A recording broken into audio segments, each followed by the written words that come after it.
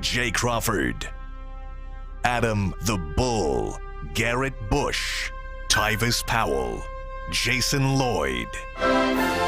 Plus, ba-da-da-da-da, you're loving him, Mikey McNuggets. And so many big names, it would take me hours to say all of their names. The ultimate Cleveland sports show starts now. Booyah!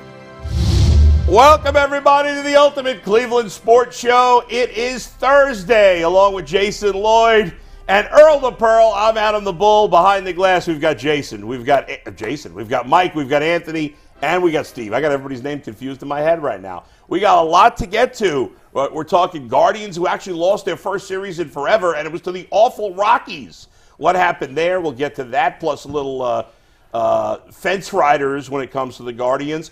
We're talking trades with the Cavs. We're talking new coach with the Cavs. And one member of this panel thinks it could be a very long time before the Cavs get a new head coach. And, of course, we'll get to the Browns as well. Is there anybody under more pressure this season than Deshaun Watson? What's up, guys? What's going on?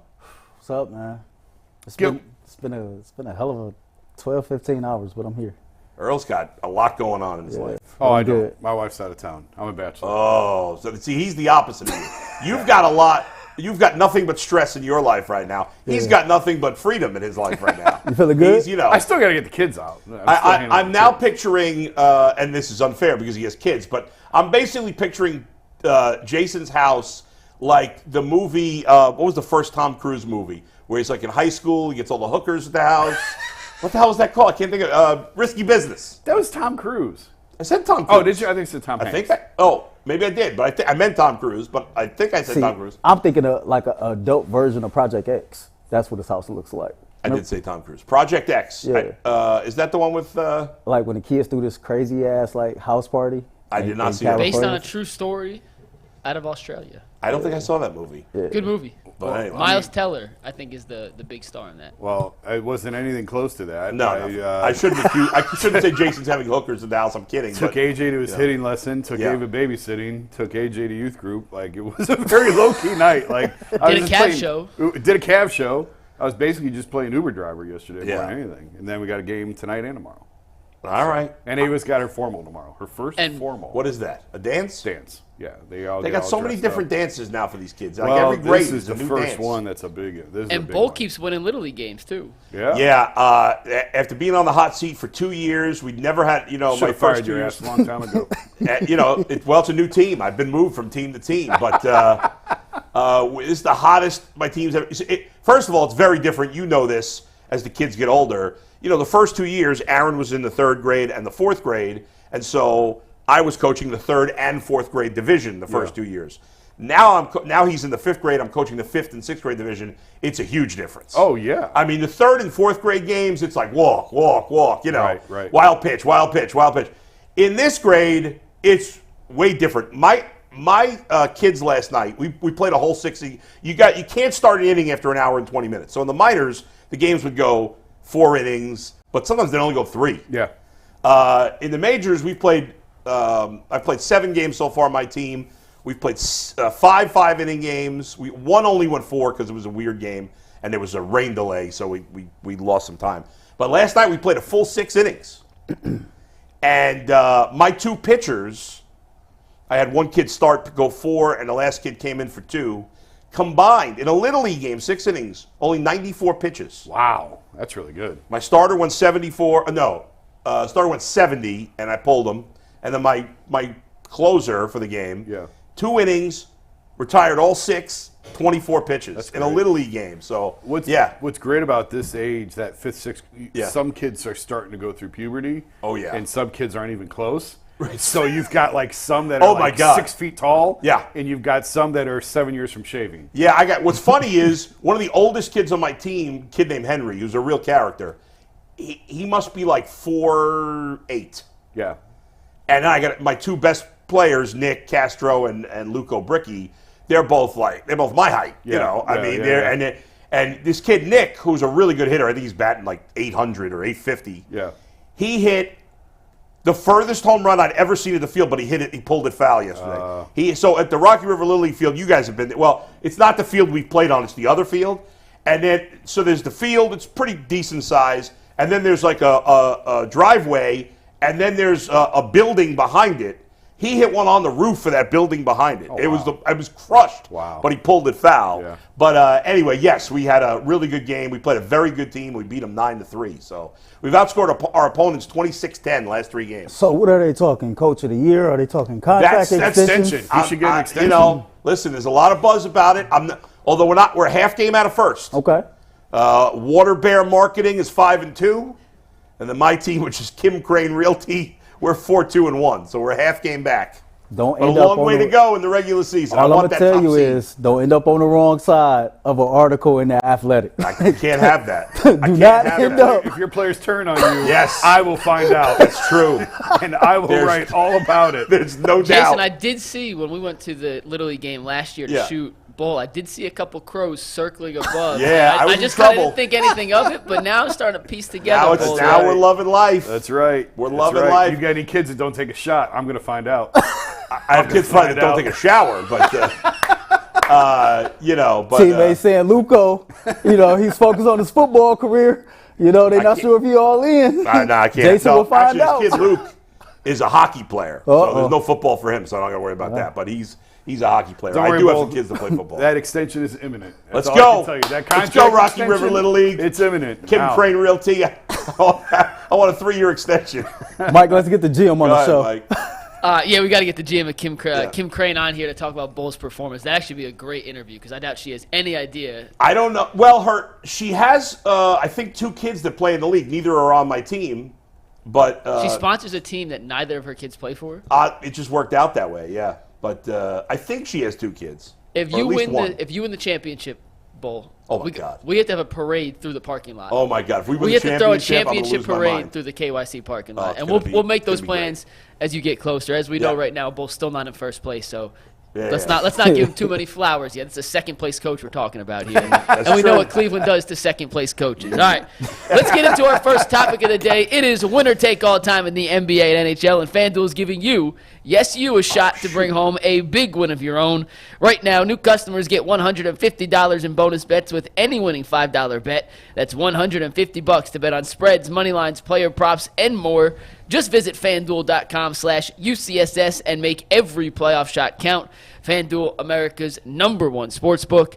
And as always, we continue to show you guys winning FanDuel tickets that get sent into us. And today's winning ticket comes from @Legend10Villain. This one's crazy. Mike And was telling us Legend about 10 it. Villain turned $1 into $519.91 on a multi-part baseball parlay. And the best way I can explain this, because I only see half the ticket, is it's at least 8 games with a first inning result of a tie.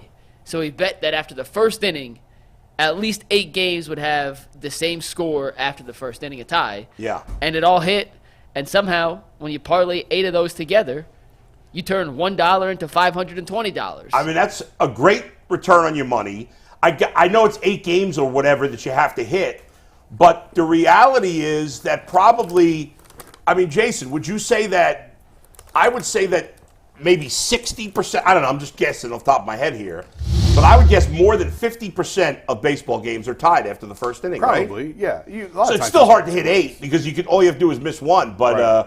I kind of like that. That's a smart thing to bet on. All it was a tie game on 8 games after the first inning. Apparently. He only sent in, it couldn't see the top of the ticket, so maybe there were some other things. Oh, But I might would have think been there'd some have stuff. to be other things. That's not going to get you 500 to 1. Yeah, but it's 8 games. Only Yeah, but still. right. yeah, but each one's almost even odds. I mean, each one was like minus 120. Yeah. Right. There's When you got to be parlay- something else. Yeah, not for $1. He was probably showing you the win. Right. So you're at fair point. All right. There's gotta If be each stuff on one is top. even money. By the way, so I believe I hit my parlay on Tuesday that I put out for everybody. Even though mentioned yesterday the Tigers got rained out, but they made up the game yesterday. So I believe as long as it's within 24 hours, it counts. So I had Tyler Glasnow and Tarek Skubal both with over 7.5 strikeouts, and the Dodgers and the Tigers winning, and that happened. So hopefully you bet money with me on that I put out there Tuesday, and we're all victorious. All right, we're going to the – go ahead, Mike. Oh, we're starting with Deshaun Watson. We are. And let me set this up because this came to me when I was on a bike ride this weekend. I was looking for a podcast to listen to, and I found a podcast from the NFL Ringer Show, which is from the Ringers Network. They have a bunch of their football writers. And the headline of the podcast was, which players/coaches are under the most pressure heading into 2024? And I was like, ooh, that's an interesting topic. Mm-hmm. My initial thought was Deshaun Watson has to be on that list. And then I went through and listened, and to my surprise, Deshaun Watson was not on that list. So my question for you guys is there any player under more pressure than Deshaun Watson this year, or was I way off in thinking when I saw that initial headline? The answer is probably Deshaun. Tell us who they had on the list that you can remember. Yeah, they went through. They did 9 people. I don't remember all 9. Yeah. But the big ones, and they each had like a first-round pick, a second-round pick, third-round pick.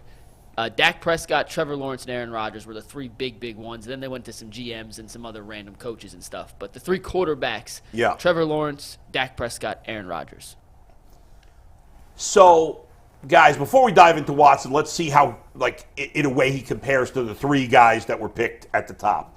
Aaron Rodgers is coming off a season where he missed the entire year due to injury. Mm-hmm. He's played 5 snaps for the Jets. He's done an incredible amount of talking since going to the Jets.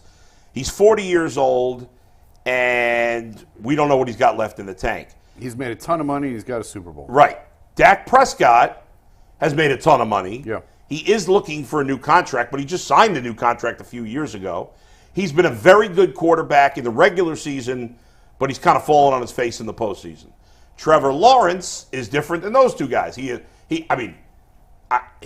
made plenty of money for a normal human. But he hasn't gotten the big In football, contract. he hasn't made a crazy amount of money compared to the other quarterbacks. He was highly thought of, highly touted, as much as any quarterback coming out of college. He's, I would say, been a disappointment since coming into the NFL. I think he's had 1 pretty good year and 2 not good years. And so he's looking to get that big contract. So all 3 of those guys are different, and I would say none of them are really in the same boat as Deshaun Watson. I guess the one Watson would be closest to is Aaron Rodgers because he goes to a new team. But Aaron Rodgers, Aaron Rodgers' legacy is set in the NFL no matter what happens here. Whereas Deshaun Watson, we don't know. 10 years from now, how's Deshaun Watson going to be thought of? Is he going to be thought of as a guy who looked great for 3 or was it 4 years in Houston and then flamed out, got in trouble, and never did anything? Or is he going to be a guy that flamed out for a couple of years and then bounced back and was great again? We don't know yet, Jason. So I don't know, how you feel like he fits in. I think I love how Mike's brain works most of the time, and I think you guys are really going to love this NBA NFL quarterback thing you're going to do tomorrow. I know he mentioned. I thought he nailed it. I think he's nuts on this one. Okay. There's no pressure on Deshaun Watson. Man's got $230 million guaranteed in the bank if he never takes another snap in the NFL. How is there pressure? You know who there's pressure on? Isaac Rochelle. That's just got pressure on him. And guys like that. But I get what you're saying. That's where the pressure is. Yes. Guys who are hanging on to their careers and they don't know where their next team is and they don't know if they're going to make a roster and they don't know if they're going to make a check. That's who's got pressure on them. And, it ain't Deshaun. Now, if you want to talk like Trevor, I can buy because he doesn't have that contract, like the generational contract. He doesn't have that yet. I don't think Aaron Rodgers feeling any pressure at all. If he goes out there and flames out, okay, so he'll go into government or he'll go into politics or he didn't care. He didn't care. Or go into a conspiracy theory podcast. Yeah, he'll go in his dark cave for another week. So I don't think there's pressure on him. Dak, I think there's always a certain amount of something that comes with being the quarterback of the Dallas Cowboys. I think that's legit. Yeah.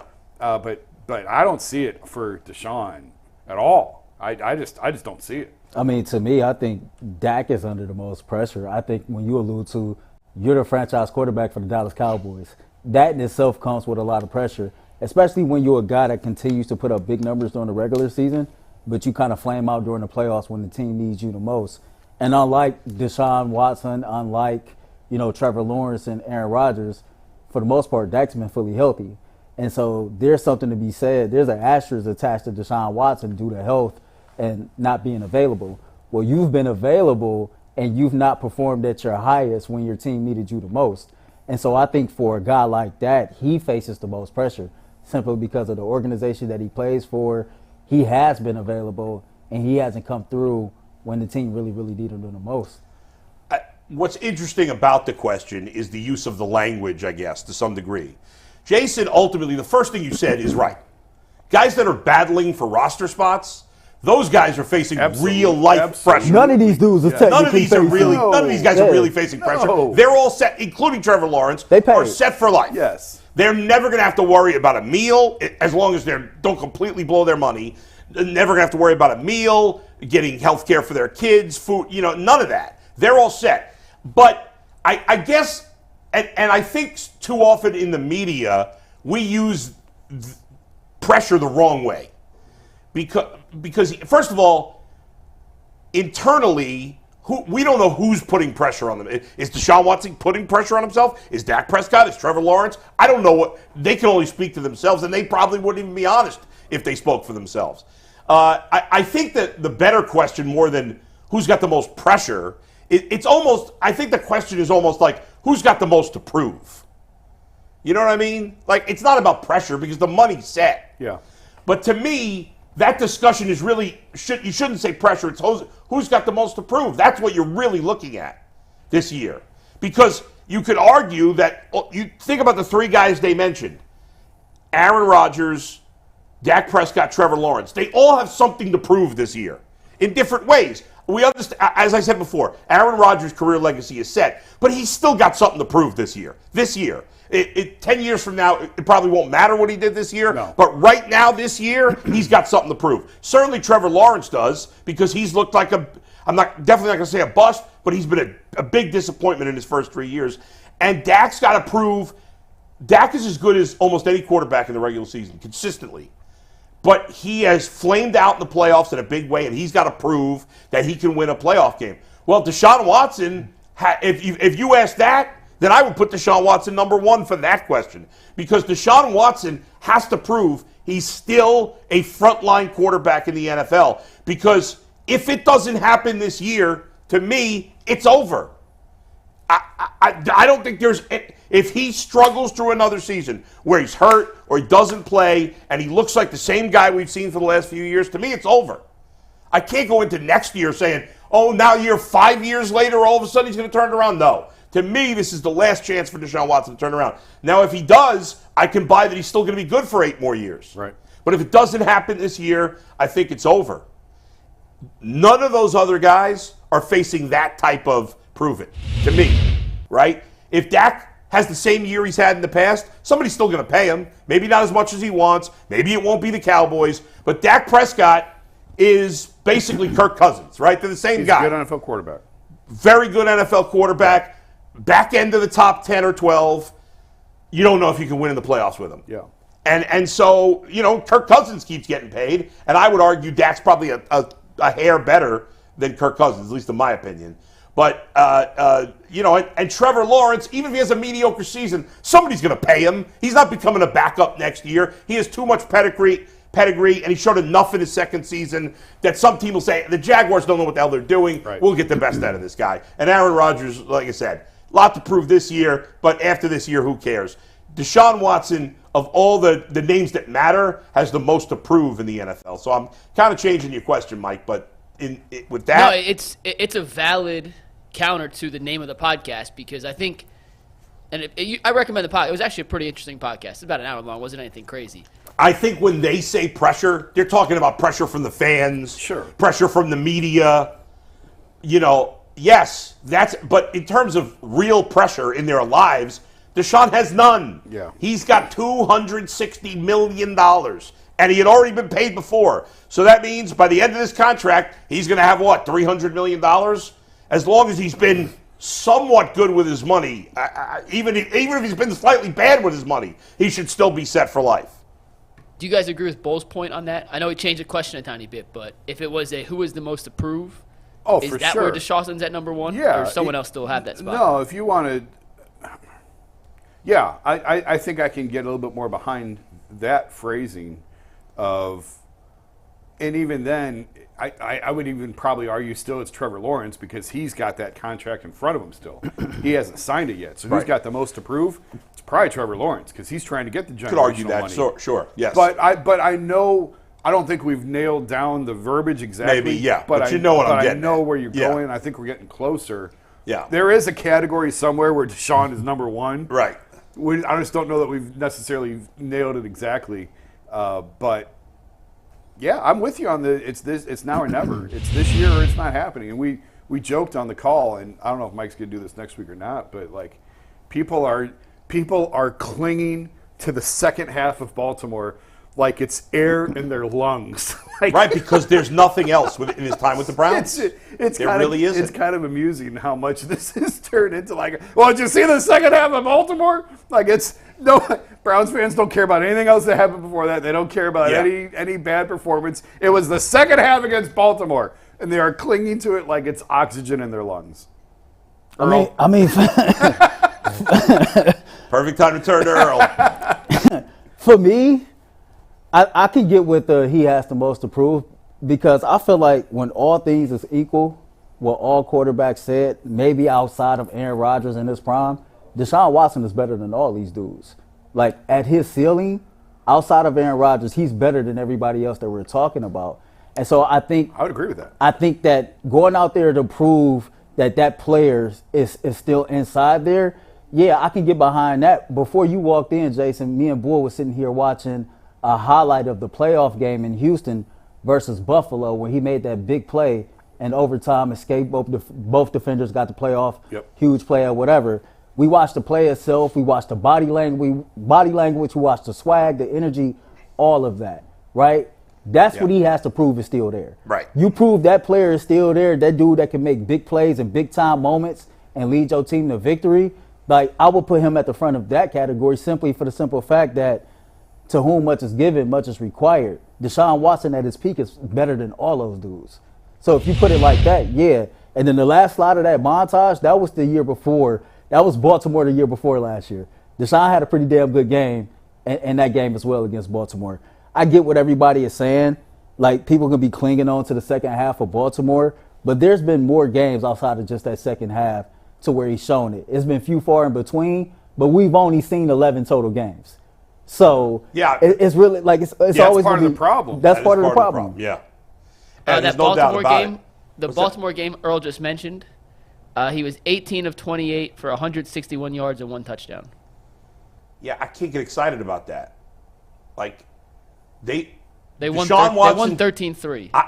I'm not going to get excited about games. The Browns moved on from Baker and went to Deshaun because they said, we have a decent quarterback, but we need a great quarterback.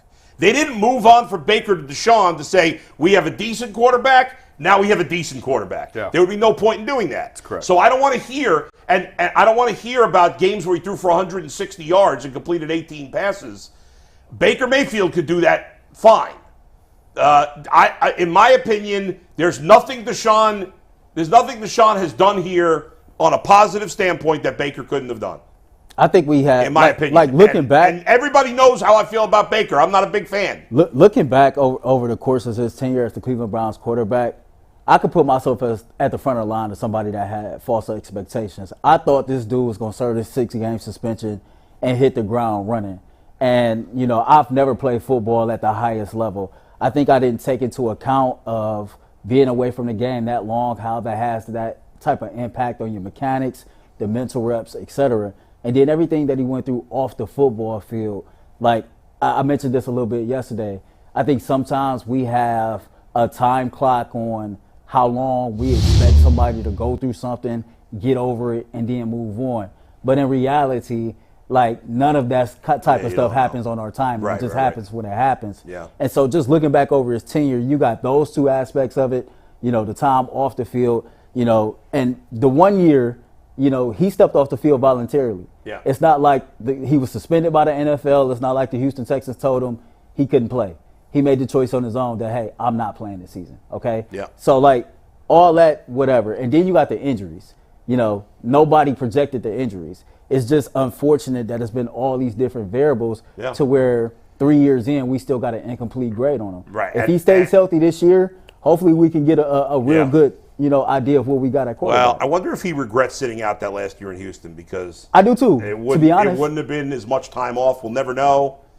But last thing before we move on, you said that at his best he's better than Dak and Trevor Lawrence, which obviously he's better than Trevor. I would agree he's probably a little better than Dak at his best. I agree with that. But right now, forget money. If I could trade Deshaun for Dak, I would do it without even thinking about it for a second. I wouldn't, because you're trading essentially for a regular season quarterback. If your ultimate goal is Deshaun Watson, we don't know that he's a playoff quarterback either. We don't know that. So you're trading another unknown variable for an unknown variable. I know, but I know that Dak has been great in the regular season for the last 3 years, right. which Deshaun hasn't been. True, but if the ultimate goal is to win the Super Bowl, like you just made the argument, I didn't get rid of Baker to get another mediocre quarterback. Well, but I don't think Dak Prescott's mediocre. I think Dak Prescott's a lot better than Baker. I don't know if Dak Prescott has what it takes to win you a Super Bowl, just like we don't know that about Deshaun Watson. But I know it doesn't matter. Like, now we're at this situation where, all right, who's the best quarterback? Who would give me the best chance to win a Super Bowl? And I don't know that Dak can win a Super Bowl. But if you ask me right now who gives me a better chance to win a Super Bowl, Dak or Deshaun, I think it's Dak, and it's not close. I think it's hard to say that. I don't even know how you can even make an argument for Deshaun right now. I don't even know if I'm making an argument for Deshaun. I'm more so making an argument that if Dak came here, he got a loaded roster in Dallas. This is a loaded roster here. Well, who's to say that he wouldn't ball out in the regular season here, get to the playoffs, and flame out again? Has he been that bad in the playoffs? Like, what are his stats in the playoffs? His playoff stats in 7 playoff games. Yeah. He has a 91.8 QB rating.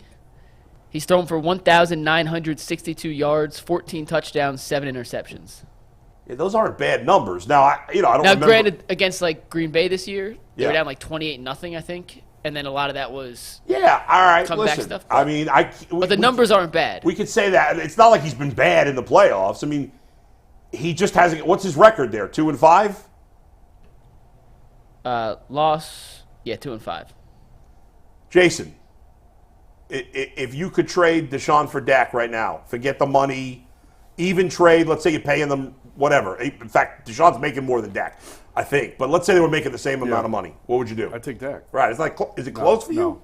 No. I think Browns and like you get an affinity for your Yeah, guy. I get it. But I think if Deshaun was on the Cardinals, Right. and went through everything the last couple of years. And we asked this question, nobody would say Nobody Deshaun. would take Deshaun. You know that. You know that. Come on, Earl. You know that. Hey, Earl's loved Deshaun since Clemson. So I get it. I get loving him. But, Mike, I got proof of me being okay with the Browns dropping the ball with all the quarterbacks who had never won a game. Literally, I remember telling my cousin, I'm cool that the Browns win 0 games because you can draft Deshaun Watson. All right. He's been the OG I assume Deshaun you're with fan. us on Dak? I don't like Dak, but right now, just with the uncertainty over the last 3 years with Deshaun, I think you have to. But I'm not a Dak fan. I personally don't like Dak. I'm my not a answer huge exactly. fan of Dak. Exactly what Mike said. But let's be honest. Even at Deshaun Watson's best and Dak's best, Deshaun isn't that much better than Dak's best. Oh, I disagree with that. All right, that's fine. I disagree with that. I would say Deshaun was better. I think everybody at their much peak. better. Everybody at their peak. I think the only player that's better than him is Aaron Rodgers, as far as the players being mentioned. Oh, the players being mentioned, sure, yes. Yeah. I think a more interesting question is Deshaun for Trevor Lawrence, and I think I would still trade for Trevor Lawrence if you get out from under the contract. Like, are you taking no, contracts? Or you're saying the money's contracts are well, you got to pay Trevor Lawrence anyway. Right. So yeah. that's a tough I'll tell you after this year. You're right. Mike, Trevor Lawrence, or Deshaun? Assume the money's basically the same. Because, Jason, you were essentially saying this, you pretty much trading for the same damn thing. Somebody who can't stay on the field. Well, Trevor Lawrence hasn't been hurt. No, he's been healthy. He just hasn't been what everyone thought he was going to be. He's just not been that good. Except for, he was good his second year. One Clemson quarterback for another. Which Clemson quarterback you got? I'm taking Deshaun. I just think, I honestly believe that Deshaun is in a better space mentally, and there's no way you could know that. I don't know that. That's why I said I phrased it the way I did. Yeah. I believe. I don't know that to be fact. Right. I believe that he is right. I think we all hope. And if he is, But if he is, if he's healthy, Yeah. then I think we'll see the Deshaun Watson that we've seen. The dude is young enough. He Yeah. still has the athleticism, and he still knows ball. I think it's there. Yeah, I hope you're right. And I know, every time we have a conversation like this, you're a hater, I'm not a hater. I want Deshaun to be great. I've just seen it now. I've just seen now where he hasn't been great since 2020, and I'm getting nervous that it's not going to happen again. And so if I could get Dak Prescott, to me, the Browns would do that in a second if they can make that trade. Dak? Yeah. Yeah. They wouldn't even think about it for 2 seconds. I don't think so. Oh, they wouldn't. You really think the Browns wouldn't make that trade? I know how you feel. Yeah, I'm being honest. I don't think so. Mike, if the Cowboys called the Browns and offered that trade, how many seconds before Andrew Berry said yes? I'm going to do an ad read. All right, let's talk about game time real quick, guys. There is no better place to buy tickets to an upcoming Browns game, to a Guardians game, a future Cavs game, or the NBA Finals than with Game Time. We know the Celtics are there. Tonight, Game 5 between the Mavericks and the Timberwolves is going on. I was just looking at Game Time. You could get into Game 1 at TD Garden if you're feeling crazy and want to fly up to see an NBA Finals game. Cheapest ticket right now? $673 for Game 1 of the NBA Finals in the Upper Deck on Game Time, which feels like a steal for how highly regarded those tickets are in a venue like the TD Garden. Game Time makes getting NBA Finals tickets even faster and easier, and the prices on the Game Time app actually go down the closer it gets to tip-off, so it may be $677 now. That could be down closer to $500 by the time there is tip-off. I've used it for Guardians games. I've used it for Cavs games. It is easy. I've had my friends use it. I've even had my dad use it. My dad's not a tech guy, but he was able to figure out the Game Time app, and if he can do it, I know for sure you can do it. Game Time has priority last-minute deals, flash deals, zone deals, all-in pricing, views from your seat, so you get a panoramic view before you buy it so you know exactly what you're stepping into. They also have the lowest price guarantee, or Game Time will credit you 110% of the difference, and their ticket coverage makes sure you have the most flexible customer service policy in the ticketing industry. So take the guesswork out of buying NBA Finals tickets with Game Time. Download the Game Time app, create an account, and use code LOCKEDONNFL for $20 off your first purchase. Once again, create an account, redeem code LOCKEDONNFL, LOCKEDON NFL for $20 off your first purchase. Download Game Time today. Last minute tickets, lowest prices guaranteed. By the way, before we move on to baseball, what do you think the age difference is between Watson and Dak? Probably between 1 or 2 years. I thought it was more than that. It's 2 years. Yeah. I don't know why I thought Dak was like 5 years feels older. like he's older, didn't he? Yeah. Dak turns 31 before the season, and Deshaun turns 29 before the season. So, I don't know. Anyway, go ahead, Mike. We'll do Fence Riders in a sec, Yeah. but I want to spend 5 minutes on the Guardians Rockies series finale yesterday. Yeah. Logan Allen, a disappointing performance to say the least. He gave up That's being 6 kind. runs in 2 innings, or less than 2 innings, and that is now 3 straight subpar starting pitching performances for the Guardians against the Rockies.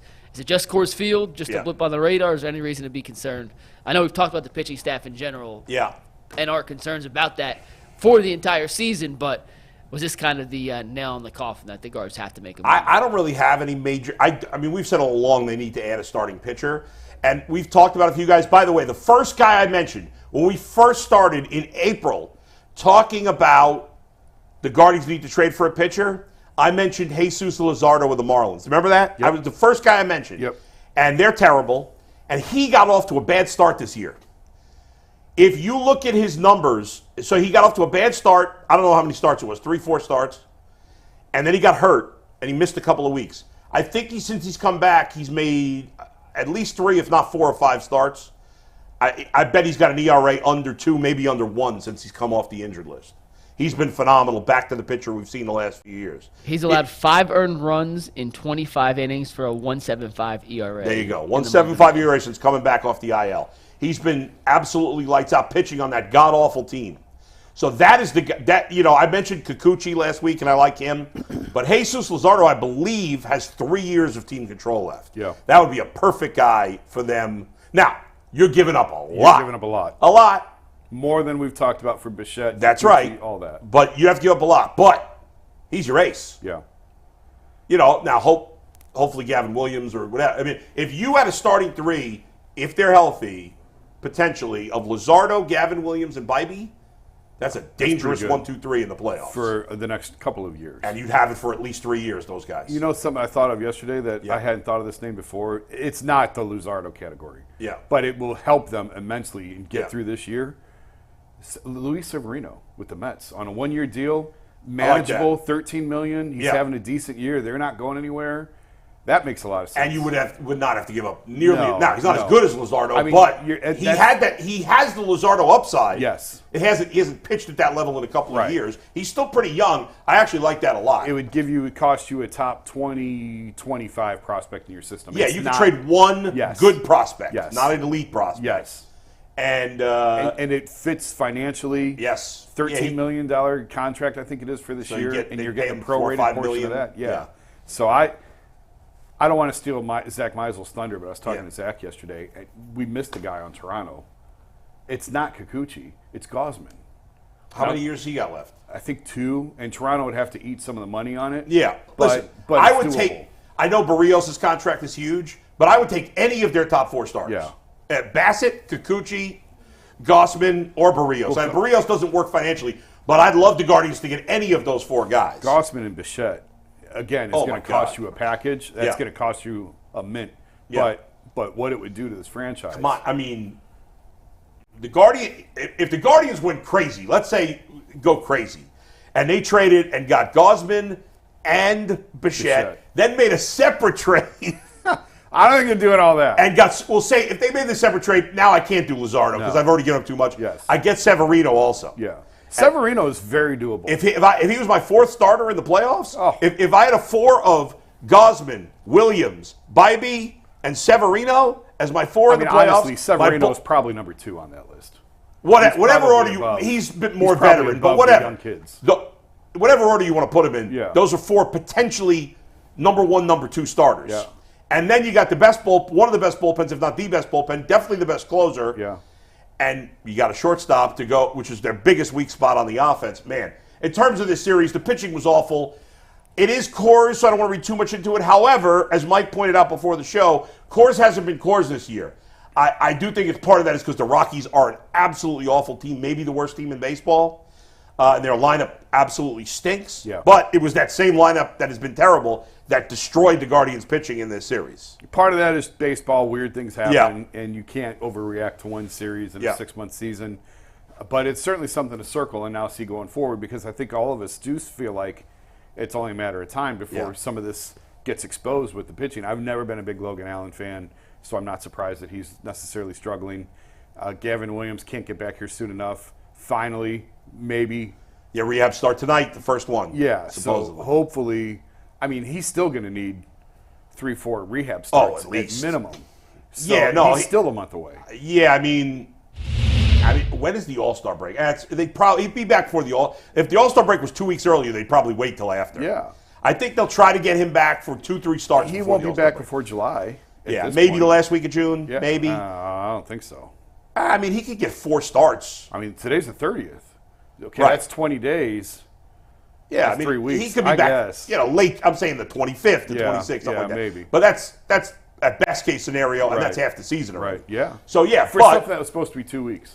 But the good news is he won't have a lot of taxiing. His arm won't be taxed very much if he just pitches the second half of the season. I'm not going to overreact to one series, although it is odd that the Guardians have mostly played great baseball, and their 2 worst series by far for the last 6 weeks, really, or really the whole season, has been losing 2 of 3 to the Rockies and 3 of 4 to the White Sox, who may be the 2 worst teams in baseball. Yeah. For whatever reason. It's baseball, man. Yeah. It's weird. In the last just 2.5 weeks, they've gone 2 and 4, 2 and 4, 2 and 5 against the White Sox and Rockies, and I think 12 and 1 against everybody else. which is odd. Earl, you worked up about it? No, it's one game. I think we've played great baseball. Yeah. I mean, we've done damn well on this road trip. Yes. So you can't win every single game. Logan Allen had pitched pretty good prior to this start right here. I thought his last 3 starts was pretty he's solid. been excellent lately. even when the Guardians had got behind, Yeah. the offense kind of picked them up, but you didn't really get much from your 2 through 5 hitters like we've typically been getting. I know they all had a hit, but it was like one RBI between the 3 or 4 of them. So can't do it every day. yeah, it's one game, and then Colorado found a offense, and Yep. I know they haven't been good offensively, especially Yep. at home throughout this season. So it is what it is. It's one series. We come back home, we'll take care of business. I'll tell you something. This may shock people. I am more locked in, and part of it's because they're playing terribly right now, but it's not just that. I am more locked into the Guardians than I am to the Cubs. Good. Wow. Yeah. You should be. Only took a decade. Now, I'm not going to lie. If they played again in the World Series, the Cubs are my team. I would root for them. Sure, you should. Obviously, I root for the Guardians against anybody else. I do not wish. like the Cubs at all. At Well, all. it's unfortunate because if the Cubs had played anybody else but the Guardians, probably everybody here would have rooted for the Cubs, and obviously vice versa. Myself and I'm sure every other Cub fan would have rooted for the Guardians, the Indians, if they had played any other team. I'm just first of all, I host a Guardians show. I love talking baseball. Yep. I want the Guardians to be good because then there's more interest in the team. Yep. And for the people that like crap on baseball, I get crapping on the owner. I get that people do that, and I get ticked off of the owner too.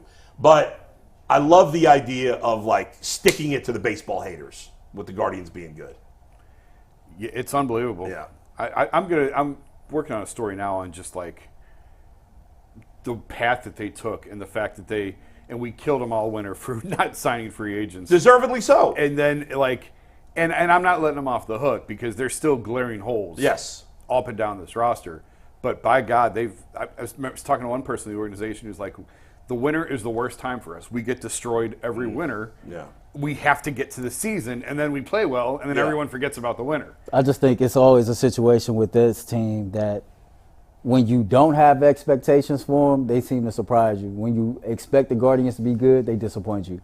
Coming off that playoff run a couple of years ago, coming into the next season, Yeah. I Lately that's been the case. Lately that's been the case. I mean, And they we had didn't live up to expectations for 2017, and they were great Same that year. thing. So- they lost in the playoffs, but Yeah. go ahead, Mike. We're going to do some No Fence Riders Yeah. about the Guardians. I don't think we've ever done No Fence Riders Guardians Edition before, so I'm very excited for this. If you're in the chat, hit the like button, hit the subscribe button. It costs $0.00. If you missed the Ultimate Cav show last night, make sure you go check it out. Earl's doing a Ultimate 216 show today, so lots of content for you guys on the YouTube page that you can go find whenever you I have think, time. folks, you're going to like this segment because I think Mike did a really excellent job with these questions.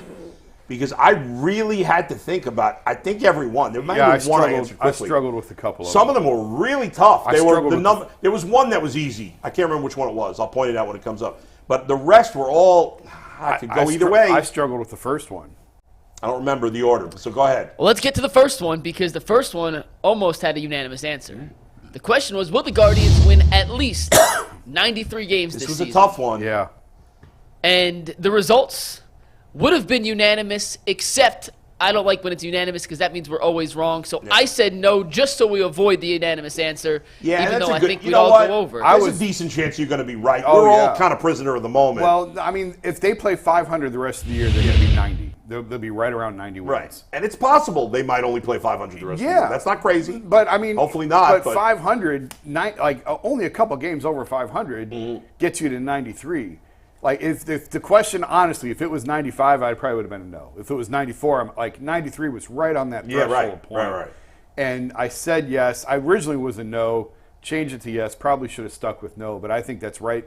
It's right on the sweet borderline. spot. They're going to Yeah. fall somewhere between 90 and 94, probably. Yeah. More than likely. Now, if they're very aggressive in trades, they could. I mean, it's possible they could win 100. Yeah. But we'll see. But yeah, it was close. Earl, it was easy for you. It was easy for me based on just what Jason said. Yeah. If they play at minimum 500, they get Yeah. to 90 wins, and I don't think Stephen Vogt is going to let this team just play at minimum 500 baseball. Mike, why'd you go no? Just to be contrarian? Just to have one person on the no side because Okay. I feel like, and I don't have the numbers, but I feel like 85% of the time when we are unanimous in these, we're wrong. Yeah. And I didn't want to be wrong. I don't know so if that's even true, though I but- went, all I right. went against it just to be the one against All right. it. All right. Question number 2. Jose Ramirez currently leads Major League Baseball with 56 RBIs this season. He has significantly more, 7 more than anyone else in baseball. He has 10 more than Juan Soto, who's second in the American League. So the question was, will he finish the season as not Major League Baseball, but just the American League's leader in RBIs? And we had a pretty split answer here. Myself, Earl, and Jay all said yes. Jason, Tyvis, G, and Bull said no. Yeah. He was in this spot a couple years ago, leading the league around this point. Injuries are always a factor. He tends to fade a little bit at times. Yeah. So it's not any indictment on Jose. No. I look at the Yankees lineup and think, it'll be one of those guys. Yeah, Soto I don't know Judge now. Now. Like, the Yankees lineup is back to what it was a few years ago. And Soto has made a huge difference in that lineup. Yes. Yeah, kind of under the radar. Alex Verdugo is really good in that middle of the lineup. Yep. They just got DJ LeMahieu back. I know he's old, but he was still pretty good last year. And for once, they've stayed relatively healthy. Stanton's been, decent. Yeah. And Volpe, obviously, batting high in the lineup. Great as the leadoff. So they got a lot of guys on base. I just think Judge and Soto, one of them will probably overtake him. He could definitely win it. It wouldn't surprise me. Yeah. And I think he'll, at worst, be top 5. But, I'm with Jason. I think one of the Yankees guys eventually passes. I think he gets it. I think he's going to go on to break Manny Ramirez's record, team record for RBIs in the season. I think he'll be the American League leader in RBIs. This is what's going to happen. He's going to get 160 RBIs? This is what's going to happen. See, you all are you can't see into the future. Bad job out of y'all baseball guys. Yeah. You set up here and suggested a trade for Bo Bichette, right? Yeah. The Guardians are going to make that trade. Quan is going to come back healthy, right? Yeah. Ramirez is going to move further down in the lineup, and he's going to get more RBI opportunities because the guys in front of him are going to continue to get on base. I think that Stephen Vogt's philosophy that he changed, having them be more aggressive in the count, more aggressive hitters at the plate, I think if he doesn't get hurt, this is sustained. But I think the Guardians are going to make a move. He's going to move further down in the lineup, and he's going to get more opportunities to get more RBIs. I disagree that he's going to move further down the lineup. I think he's going to stay in the 3 spot. But if they got Bichette, in theory, you'd put him in the 2 spot probably. Either way, you'd have a better hitter in the 2 spot than you do now. You certainly would have Stephen Kwan back, so there would be more RBI opportunities. I don't think they drop him in the lineup because then over the course of the season, he's going to get less trips to the plate. And I don't think they want to do that because he's their best all-around player. But it is a good point that Kwan's missed the last month. Yes. And he's still driving in right. runs. When Kwan's arguably the best leadoff hitter or one of the best leadoff hitters in baseball. Yeah. All right, Mike, next one. Next one, at the moment, Emmanuel Clase has allowed 1 earned run in 27 innings. His ERA is a 0.33. So the question here is, will Emmanuel Clase finish the season with an ERA under 1? To me, this was the easiest one. Yeah. Yeah, you and I went the same route then. Yeah. The answers, Tyvis and Jay said yes, he will. The rest of us said no. Yeah. And that obviously is no knock on Clase. I mean, it's just one bad out. Right. He gets blown up one game. Right. That's it. You can't. 3 or 4 runs in one game. That's it. Now it's a little different with a starter, but the Cubs have a starter named Shota Imanaga, who's a rookie. Came over from Japan. He's been awesome. His first 9 starts, he had an ERA of like 110. I think he'd only given up more than 1 run in like 1 game. He'd been brilliant. Last night he got smoked by the Brewers. It was his first beat-up. And his ERA is now whatever it is, over 2. And with a relief pitcher, you can't make up that blow-up because you just don't pitch enough innings. Right. And the only way you can have an ERA under 1 is if you never get blown up in an entire season. Now, if anybody's going to do it right now, it would be Clase because he's the best closer in baseball. But even Mariano Rivera, Trevor Hoffman, Lee Smith, all these great all-time relievers have at least 2 or 3 games a year where they get smoked. Yeah. And you have that makes it impossible, no matter how good you are in the other ones, to be under 1. If you'd said under 2, I would have been with you. Not under 1. 2 would have been too easy, I felt. I guess. Maybe 1.5. 1.5. You probably should go 1.5. All right, next one. I was scrolling through Twitter and I saw Dontrell Willis. Remember Dontrell Willis, the pitcher for the Marlins? He's now with Guardians fans, as an Indians fan, you have all these terrible memories with the Marlins and for those years. But to me, Dontrell Willis against the Cubs gives me the willies. I ain't got no love for Gary Sheffield. I ain't got no love for Moises Alou. Levon Hernandez. I ain't got no love for Levon Hernandez. No. I ain't got no love for none of them. So Dontrell Willis is working with Fox in their MLB department, and he put out his quarter season awards. This was middle of last week. Yeah. Or the end of last week, excuse me. And okay. For his AL Manager of the Year through the quarter mark of the season, He went with Aaron Boone over Stephen Vogt. That's ridiculous. So my question to you guys was, yeah. will Stephen Vogt win AL Manager of the Year? Now, let me say that I'm not a big Aaron Boone fan, and obviously you got to give him credit. He's done a very nice job this year. But it's ludicrous to vote for him over Stephen Vogt right now because the two teams have basically the same record, and more people thought the Yankees would be good than the Guardians, and that's what it's all about. Now, in fairness, the AL East is a better division, but still, I think Vogt would easily win now. So that being said, will he win? What do we say? The answer was a 5-2 split. Yeah. All three of you on the panel, plus G and Tyvis, said yes. Me and Jay said no. McNuggets, why'd you say no? Who do you think's going to win? I don't have an answer. I just thought, although right now I think he's Manager of the Year, I don't think they can sustain this hot of play. And for a Guardians manager to get that kind of reward, I know Terry Francona has in the past, it has to be a special season. I don't think they're going to finish hot enough to have the momentum to win the award in the voters' minds. That's where I disagree. Yeah, I disagree with him too. Yeah, I think they don't can have to sustain stay this. this hot. Now, they No, I don't think they have to. can't collapse the last 4 months. Of course. But if they win let's say they won 91 games, Yeah. which would mean they played mediocre baseball the rest of the way. 500. If they win 91 games and win the division, I'd still say there's probably a 90% chance he wins the award. He should win it. He's a rookie manager. Right. Now, if the only way he wouldn't win it in that case, if the Yankees won like 110 games, something crazy. Right. Or like the Mariners won the West maybe, and they won 100 games or something like that. But if the Yankees win the East with 100 wins and the Guardians win the Central with 92, Vogt's going to win. I just like the odds of the field there. It's not as Vogt's the favorite. I just like when I get what you're saying. You know when you're betting on golf and it's like Scotty Yeah. Scheffler or the field. Even though Scheffler's the heavy favorite, I just like the odds of the field better. So. And the man who I can't even think of who it is now, the manager of the Royals. I mean, he's in the mix right now. Oh, he's definitely in the mix. Cortaro. He was here. Yeah. Matt Cortaro. I always Yeah, I can't pronounce it. And He's done a Baltimore, great too. job because He's there done was a great even less job. thought about them than the Guardians. Yeah, that's a great candidate. He's a great candidate. He right might now. be. He should be in the mix. Yeah. Right now, the top three would be those. Aaron Boone, Vogt, and Cortaro. Would Baltimore's manager still be in the mix? I know he won it last year. No, but- because they were expected to be the best team. Yeah. That's the thing. The Coach of the Year award, and this is no offense to Kevin Stefanski, Jason, but you know this, and you and I both love Stefanski. It doesn't go to the best coach. It goes to the best coach of the most unexpected, The most successful surprising team. It's That's the what most it is. surprising It's not. team. It's not. You're not. Usually. Right. Most cases. Yeah. Most cases. So you can't win if Brandon Hyde's done a magnificent job as the manager of the Orioles. They were patient because when he first took over, they sucked, and they were patient and they stuck with him, and he's done a great job there. But he won it last year, and everybody thought they'd be the best team in the American League.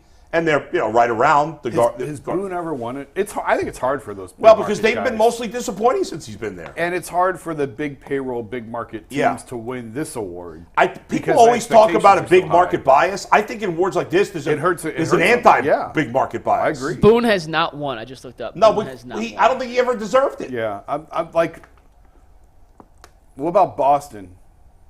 Nah, I mean, Francona won it in Boston. oh yeah.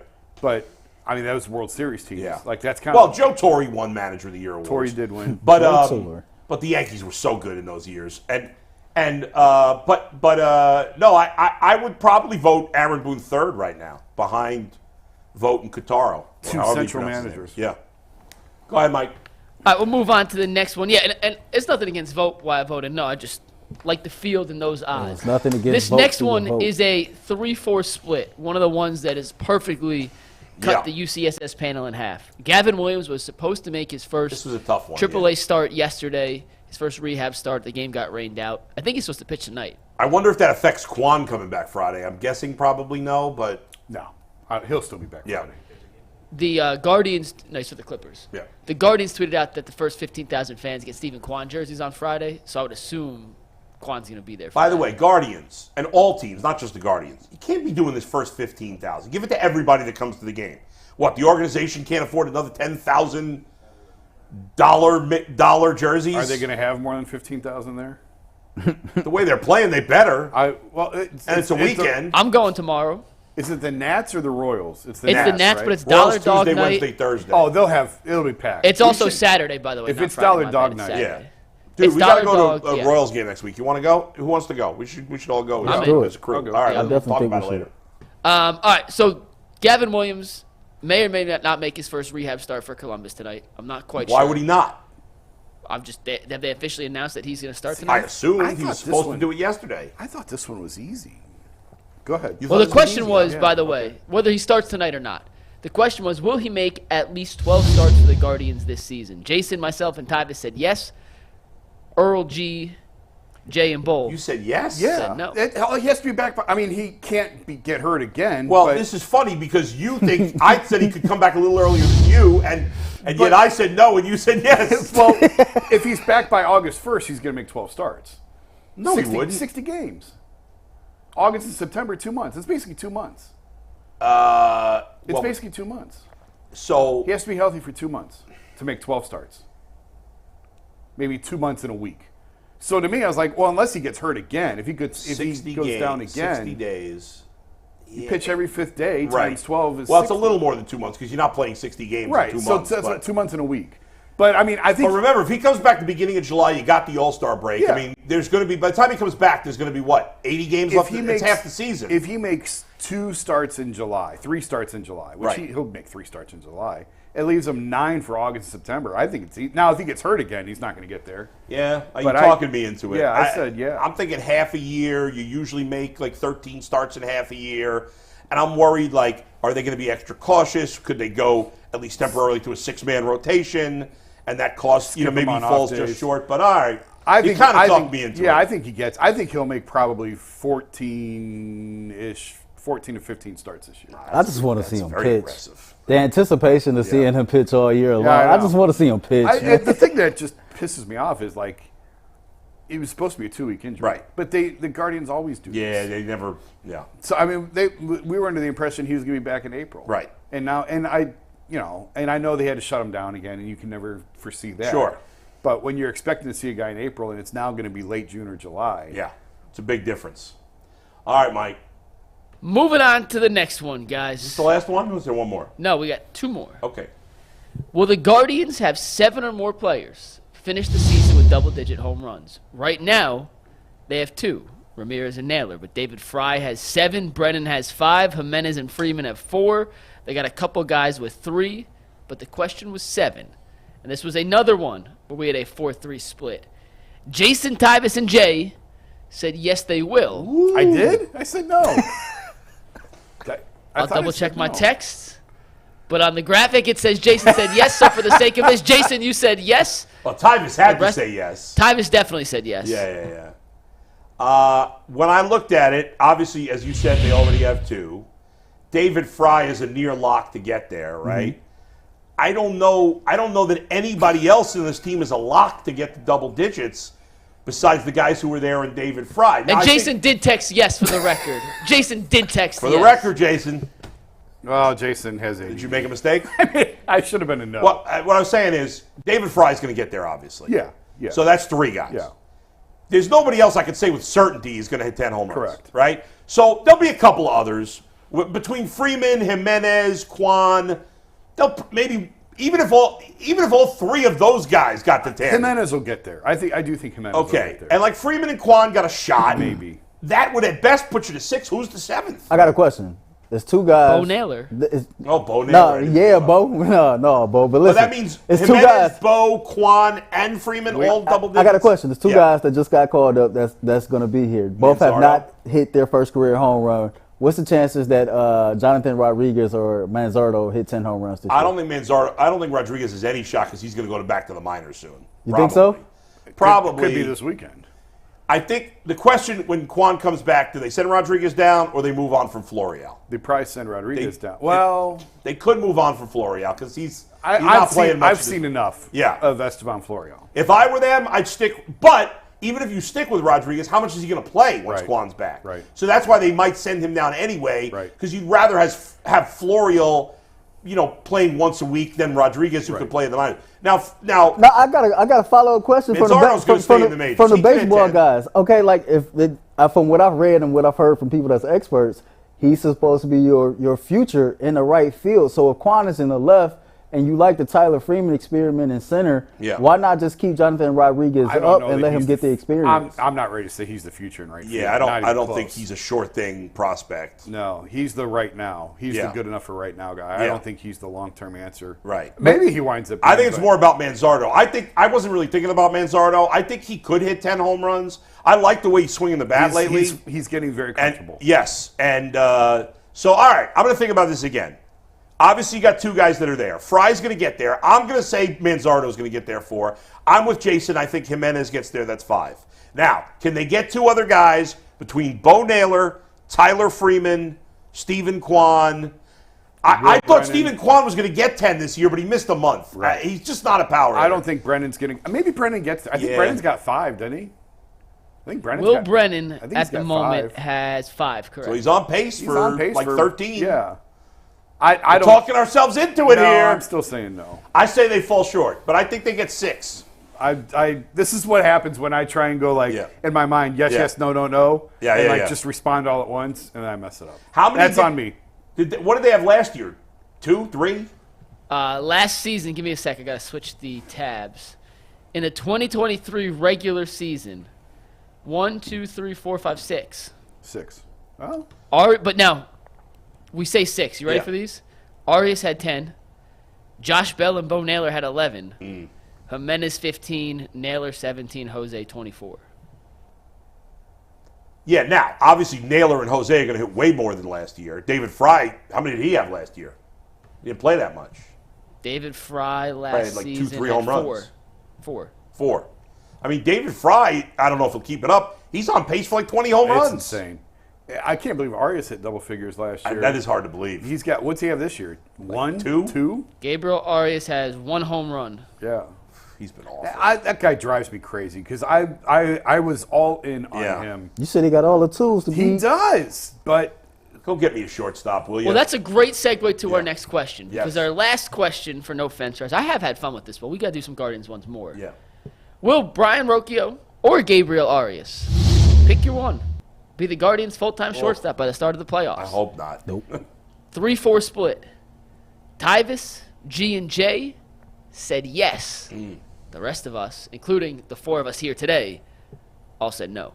Realistically, it's probably yes. It probably is, but we're both hoping they make a trade. I'm hoping they make a trade, but if I'm being totally honest with myself, it's probably a yes. Well, I'm a homer and an optimist. Yeah. We're going to get Bo Bichette. That's a rough combination in Cleveland.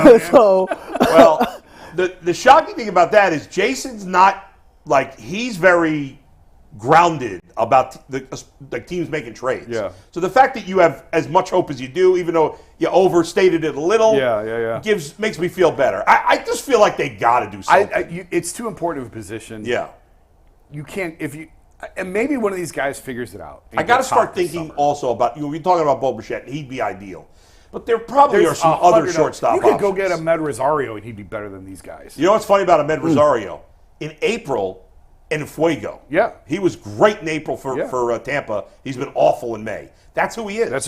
I mean, when he's hot, he's fat. He doesn't hit home runs, but when he's hot, he's great. He can hit 400 for a month. Yeah. But then he'll hit $150 for a month. Yeah. There's 100 guys you can go out there and get that are giving you more than what you're getting right now. Can you stir up some stuff and see if we can bring Frankie home? Maybe that can get him back. We talked about that. It's just they owe him for 7 more years. It's just too much money the Mets would have to eat. I just don't think that's realistic at all. 7 years, $34 million a year is his contract. Yeah, that's insane. They'd have to eat $20 million per year for the entire length of the contract. For the whole thing. If I'm them, I'd rather try to hope he turns it around. Absolutely. There's no point in that. Yeah. Especially giving him back to the team. You already gave him Andres Jimenez. Right. You don't want to. Now They would never trade him to the Guardians. No. Yeah. No. All right, guys, we're going to move on, talk a little Cavs now after a quick reminder that FanDuel is the official sportsbook partner of the Ultimate Cleveland Sports Show. It is winner take all time in the NBA and NHL, and FanDuel is giving you a shot to bring home a big win of your own. Right now, new customers get $150 in bonus bets for any winning $5 bet. That's $150 to bet on spreads, money lines, player props, and more. Just visit FanDuel.com/UCSS and make every playoff shot count. FanDuel, America's #1 sportsbook. We got news yesterday, Bull. Official news. Oh, yeah, Mike, sorry. one last thing. Yep. Two quickies on baseball real quick before we move on. One, something you could consider besides the shortstop, the Guardians could trade for a second baseman and move Jimenez to short. I know it's not ideal to do it middle of the season. Yeah, that but feels more like a spring training move. Right, but if there was a perfect scenario where they could get a really good second baseman, he'd do it and he'd be great. Or if you could had get to. a center fielder and move Freeman to second. Fair also. Speaking of which, there's an outfielder, now he's hurt again and he's often hurt, that I've talked about for a while. I talked about this guy last year. He did not have a very good year last year, but I was saying he's traded him. Nope. And then again this year, actually this year he's having a fantastic year, but right now he's hurt. Tyler O'Neill. I've always been a big fan of that guy. Boston's not trading him, though. Well, I think they're going to fall out of it as the season goes. I still don't think they're going to trade him. Well, it was only a 1-year deal, I think, wasn't it? I don't know. I just figured they'd re-sign him. He's Right. young enough. Yeah, but if it's a 1-year deal, I mean, you can always trade for him. The Guardians are not going to re-sign him, so you can always bring him back. But is Miles Straw doing well in Columbus? I haven't even paid attention. The couple clips I've seen, I don't know what his overall numbers are, but I've seen a couple clips. Mike, of do you have any idea? A home run here and a couple hits there. On who? Miles Straw. Not particularly. He's batting 8th, so. He's batting 8th in the Columbus? minors. Oh, my God. in heaven. Yeah. Hold on real quick before we move on. I'm going to give you Miles Straw's minor league stats. Mike's going to strangle you right You now. going to strangle me, Yep. Mike? No, you're fine. He's No, he's- batting 218 in AAA. He's internally 218. going off right now. Oh, my You God. gonna hear it after the 218, show. 41 hits, 1 homer, 12 RBIs, 9 still. He has a 284 on base percentage. You know His what? OPS is 577. Unbelievable. Oh, my. This guy can't even hit AAA. Send him That's to Akron. horrible. Send him to Akron. Maybe. And by the way, where are all the apologies? Because when I'm wrong, I own up to it. I was killing Naylor, said couldn't hit lefties. He finally did. I've done nothing about say I was wrong, and complimentary. All right? Where are all the people that kept arguing with me about Miles Straw? I haven't gotten one apology from any of those nitwits. You're not going to either. No. You're not going to. All right. All right, go ahead. We're going to talk a little Cavs. Yesterday, Adrian Wojnarowski, Woj of ESPN, tweeted out that the Cavs have officially started their head coaching interview process. It'll start with Kenny Atkinson and James Borrego, 2 guys we have mentioned numerous times who would get heavy consideration for the job. On the Ultimate Cavs show yesterday, Jason and I were talking about what qualities we want to see most in a head coach. And Jason brought up the point, something I hadn't considered, that this timeline to hire a new coach could take a lot longer than at least I had initially thought. The Cavs don't seem to be in any rush to make a hire. And Jason, you made it seem that it could take beyond the draft and free agency before we see the Cavs make an official move on a head coach. Well, I know yesterday we talked about it, Yeah. but Yesterday, did point. you have the Reddick news already by the time you guys were on last night? It's still not official, I but mean, Borrego's back for a second interview. So Right. it's not a done deal. It probably will end up being. Oh, with the JJ. Lakers? Yeah. Borrego's back in LA Right. for a second interview with the Lakers. And the only other team with a coach opening is Washington. Which No, they is hired. They already. Yeah. they hired They already yesterday. filled it. Oh, they did? They promoted the guy they had. Oh, in you there. said they were going to do that. I didn't realize Yeah. that was a done That deal. happened So yesterday. basically, if the Cavs are the only team looking for a coach, what's the rush? Well, that's the thing. And, really, I hadn't even thought of it. Kobe's the one that said it at his end of season availability. He said it would be a little aggressive. He said we'd love to have a coach in place by the draft, but even that might be a little aggressive because I think they're looking exactly at the same thing. Even if they take Borrego, even if the Lakers hire Borrego, who is one of the Cavs' top candidates, it's what's been told to me is Atkinson is their number one right now. That can change, but right now Atkinson is their number one, and they've got a bunch of other guys they want to talk to, and we know the list. Yeah. But what you don't want to, I think they. So if Kobe's saying that the draft is aggressive, well, the draft is June 26th. Free agency starts a few days after that. Right. So what I read into that is what they don't want is they don't want a repeat of 2014 when they hired David Blatt and then LeBron comes back and now you have a coach that doesn't match the team. Right. So by waiting, you get a decision out of Donovan. If you're waiting until June 26th, you might as well wait through free agency, get the commitment from Donovan, and then you know which direction you're going with the coach. If you have to trade Donovan, it could change who the coach is going to be. What is the timeline with Donovan in terms? Is Early there July. It'll be early July. So he's either going to sign early July or he's not going to sign. Correct. Okay, so that makes total sense because there's no rush. If you have to trade Donovan, then you're kind of starting over. I don't think you're starting over. Okay, maybe that's too aggressive. You're not starting over, but you're stepping back a little. Well, not even that necessarily. It depends. There's so many moving pieces to this summer. But ultimately, for me, what it comes down to is if Donovan comes back, one of the things you're telling him is, who do you want the coach? Who do you want as the coach? And that could influence who they hire. But and again, all indications to this point are he's going to re-sign. Donovan's going to re-sign. Right. But until there's pen on paper, you don't know that for sure. And it's not like there's 5 teams out there right now racing to get a coach. Right. You're bidding against yourself at this point. Yeah. So They're there in a is perfect no rush. situation. Yeah, there is no rush. Don't you think, though, that your other moves, whether it's mostly with the Cavs, it's got to be trades because you're potentially going to trade probably either Darius or Donovan, and then Kobe's insisting they're bringing everybody back. Well, that doesn't. What he says doesn't matter. I know, but we still have to This is what he said: is he wants to bring them all back. Okay. I don't necessarily believe that's how it's going to unfold. Yeah.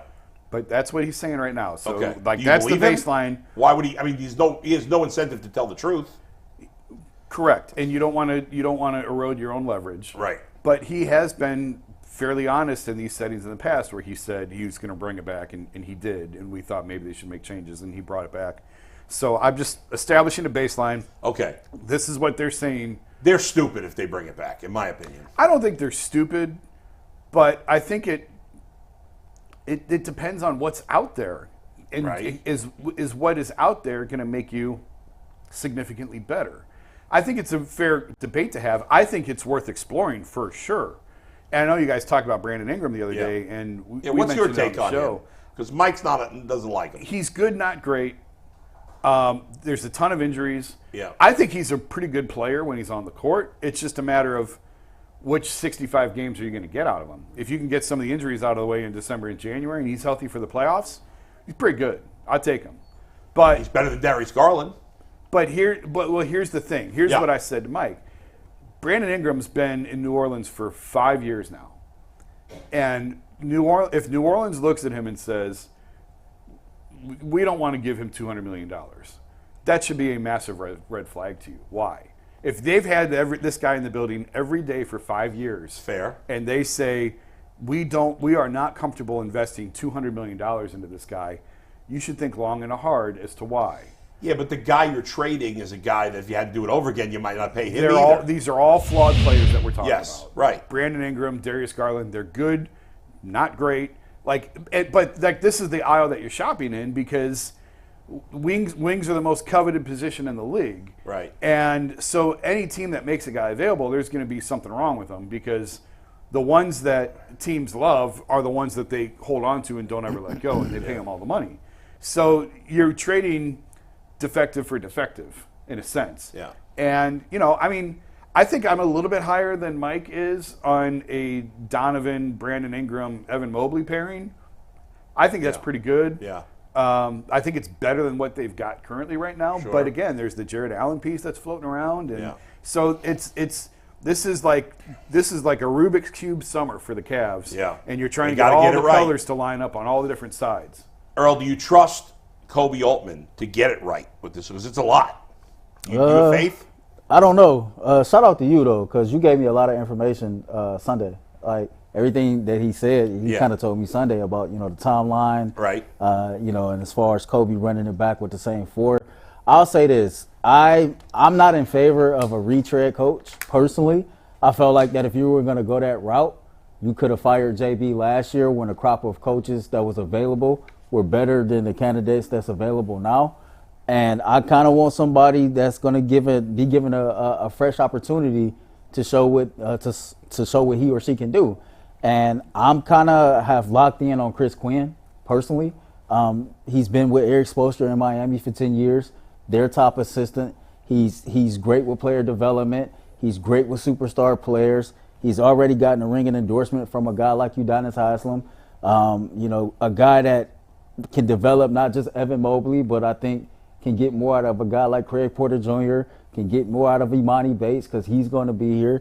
So for me, I want just the next best thing, next up-and-coming, assistant head coach in the rankings. I don't know much. I can't go back and think about Brooklyn before KD and Kyrie got there and how successful they were. I do know that, Kyrie and KD had an issue with him, and I'm not saying because they did, that's the end-all, be-all. but you got a superstar player here. Yeah. Do you want a guy that doesn't necessarily have the best relationship with star players because you can be in a situation to where it can all blow up in your face? Now, you could argue Kyrie and Kevin Durant are two of the biggest pains in the ass in the league in terms of superstars. Fair? Kyrie But- was at that time. I think he's grown up a lot. I do think he's grown up It a does lot. seem like, when I've heard him talk recently, Yeah. he sounds a little different. Yeah. It's enough with some of the nonsense he talks about sometimes. Yeah, Like, I stick think to basketball I right think now. he's matured quite a bit. Yeah. But I think it's worth pointing out again. If Donovan comes back, I think whatever coach they have in place will have some sort of Donovan endorsement, blessing, whatever. So Yeah, if it yeah, is sure. Kenny, Donovan's going to give the okay. Yeah. to some extent. All right, before we go to the next Cavs topic, Jason, rapid fire. You ready? Okay. Percentage chance Oh boy. that Donovan Mitchell is on the team next year. 92. Darius Garland. 50. Jared Allen. 50. And percentage chance that Imani Bates plays real minutes next year. 10. 10% chance? Yeah. All Which right. is higher than last year, which I would have was been surprised. 0. Last year was a 0. I thought you were going to say 0 again. No, I'll give him 10. He's All got right, a year 10%. under his belt now. Mikey. All right, we'll do one read. We got one more Cavs topic, then we'll bounce back to the Browns. If you're looking to go to an NBA Finals game, if you want to fly to Boston or Dallas or Minnesota, there's no better or easier way to buy tickets to the NBA Finals than with the GameTime app. If you haven't been to a Finals game, I know Jason has. They are unmatched experiences, the atmosphere, the energy in the crowd. You can't beat it, and there's no better place, no easier way to get tickets to that than with GameTime. The best part about GameTime is if you look at the prices now and it says $677, well, the prices go down on Game Time the closest you get to tip-off, so when the actual game is getting ready to go, tickets are even cheaper. Could be down in the 500 range to get you the best last-minute deal on the Game Time app. Game Time's easy. It's easy to use. It takes all the guesswork out of buying tickets. They have priority last-minute deals. They have flash deals. They have zone deals, so you can save even more. When you choose a section and let Game Time choose the actual seats, you can see the all-in pricing, so you're not caught with surprise fees at checkout. You can see your view from your seat. They have low price guarantees and ticket coverage to make sure your customer service policy is the most flexible in the industry.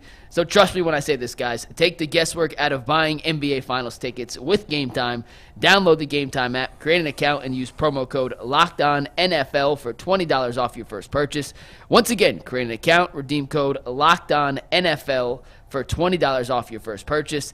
Download Game Time today. Last-minute tickets, lowest prices, guaranteed. I was searching the internet yesterday, Bull, and I came across an article from Bleacher Report, which was labeled aggressive trade targets, one aggressive trade target, for every NBA team. So I was like, ooh, I wonder who they picked for the Cavs. So I clicked on it, and their choice for a Cavs aggressive trade target this summer was Deni Avdija from the Washington Wizards. Now, if you're not familiar with Deni Avdija, he was a top 10 Who the hell pick. watches Washington? Yeah, they were Wizards terrible. play? There's no reason to. He was one of the few bright spots this year. He's a wing, 6'8", He's like, what, a plays third-year pretty good player? defense. Third year, yeah. Yeah. And he just signed a new 4-year, $55 million contract extension, which is one of the best contracts in basketball. It's pretty cheap. How good is he? What was his number? He's worth way more than about $12 million, which is what he's getting, about $15 million that he wants to get. And so he's a good player. But when we talk about ambitious trade targets, I'm not sure Deni Avdija moves the needle in terms of ambitious trade targets. Before we move on to the more ambitious Yes. ones, what are his numbers? Like, how good a player is he? This past season, he averaged 14.7 points. He shot 51% from the floor, 37.5% from three, grabbed 7.5 rebounds, dished out 4 assists on a putrid Washington team. He was arguably their second or third best offensive creator and by far their best perimeter defender. He's and a good 6'8". defender. Very good defender. Sounds He's a like really good player. He sounds like has he'd turned be into a good really fit. good player. We haven't. You guys haven't mentioned him He'd at be a all. great How come? fit. Well, because Washington doesn't really have any incentive to move on from him. Wouldn't they want to kind of build around a dude like that? Yeah, especially if you got him for a bargain on a contract. He's on a great contract. If they're going to trade someone, it's going to be some of their big contract guys, and they're not going to want to take anyone on cheap. Like Jared Allen doesn't work for him. Right. They don't want. Yeah, they don't. They have no. You have to incentive trade the draft picks, right? And which the Cavs don't and have. you don't the have Cavs them. don't have. Yeah. Okay, so he's not a realistic. I don't fit think for the he's Cavs. realistic whatsoever. But he'd Now, be a great. You guys would He'd like be a him. great guy. fit. He'd be great. Great Yeah. fit.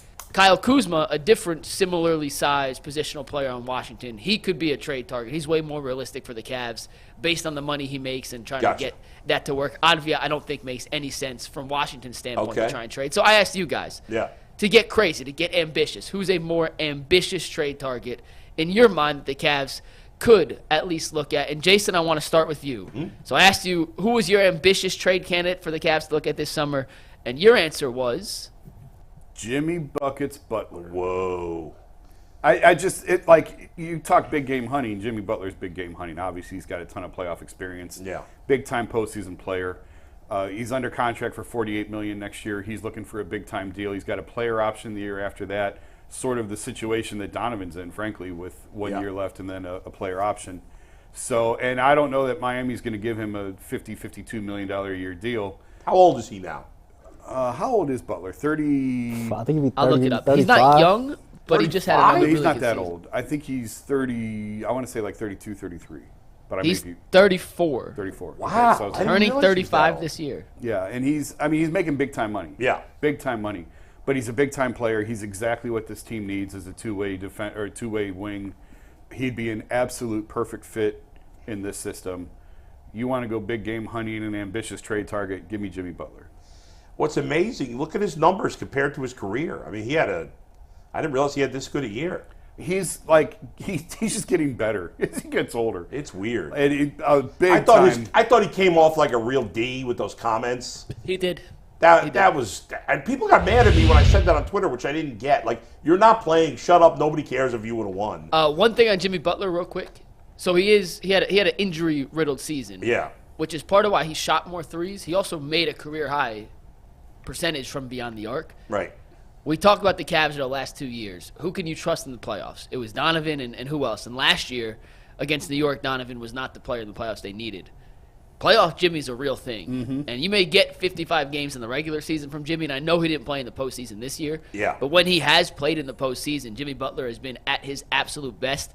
And you talk about, and Earl's mentioned this many, many times, do the Cavs have a dog? Like, do they have that legitimate dog mentality? No. Well, Jimmy Butler brings that. To Jason's point about would Jimmy Butler be an ideal fit from a standpoint of team building, what this team lacks, what this team needs from both an on-court and off-court perspective.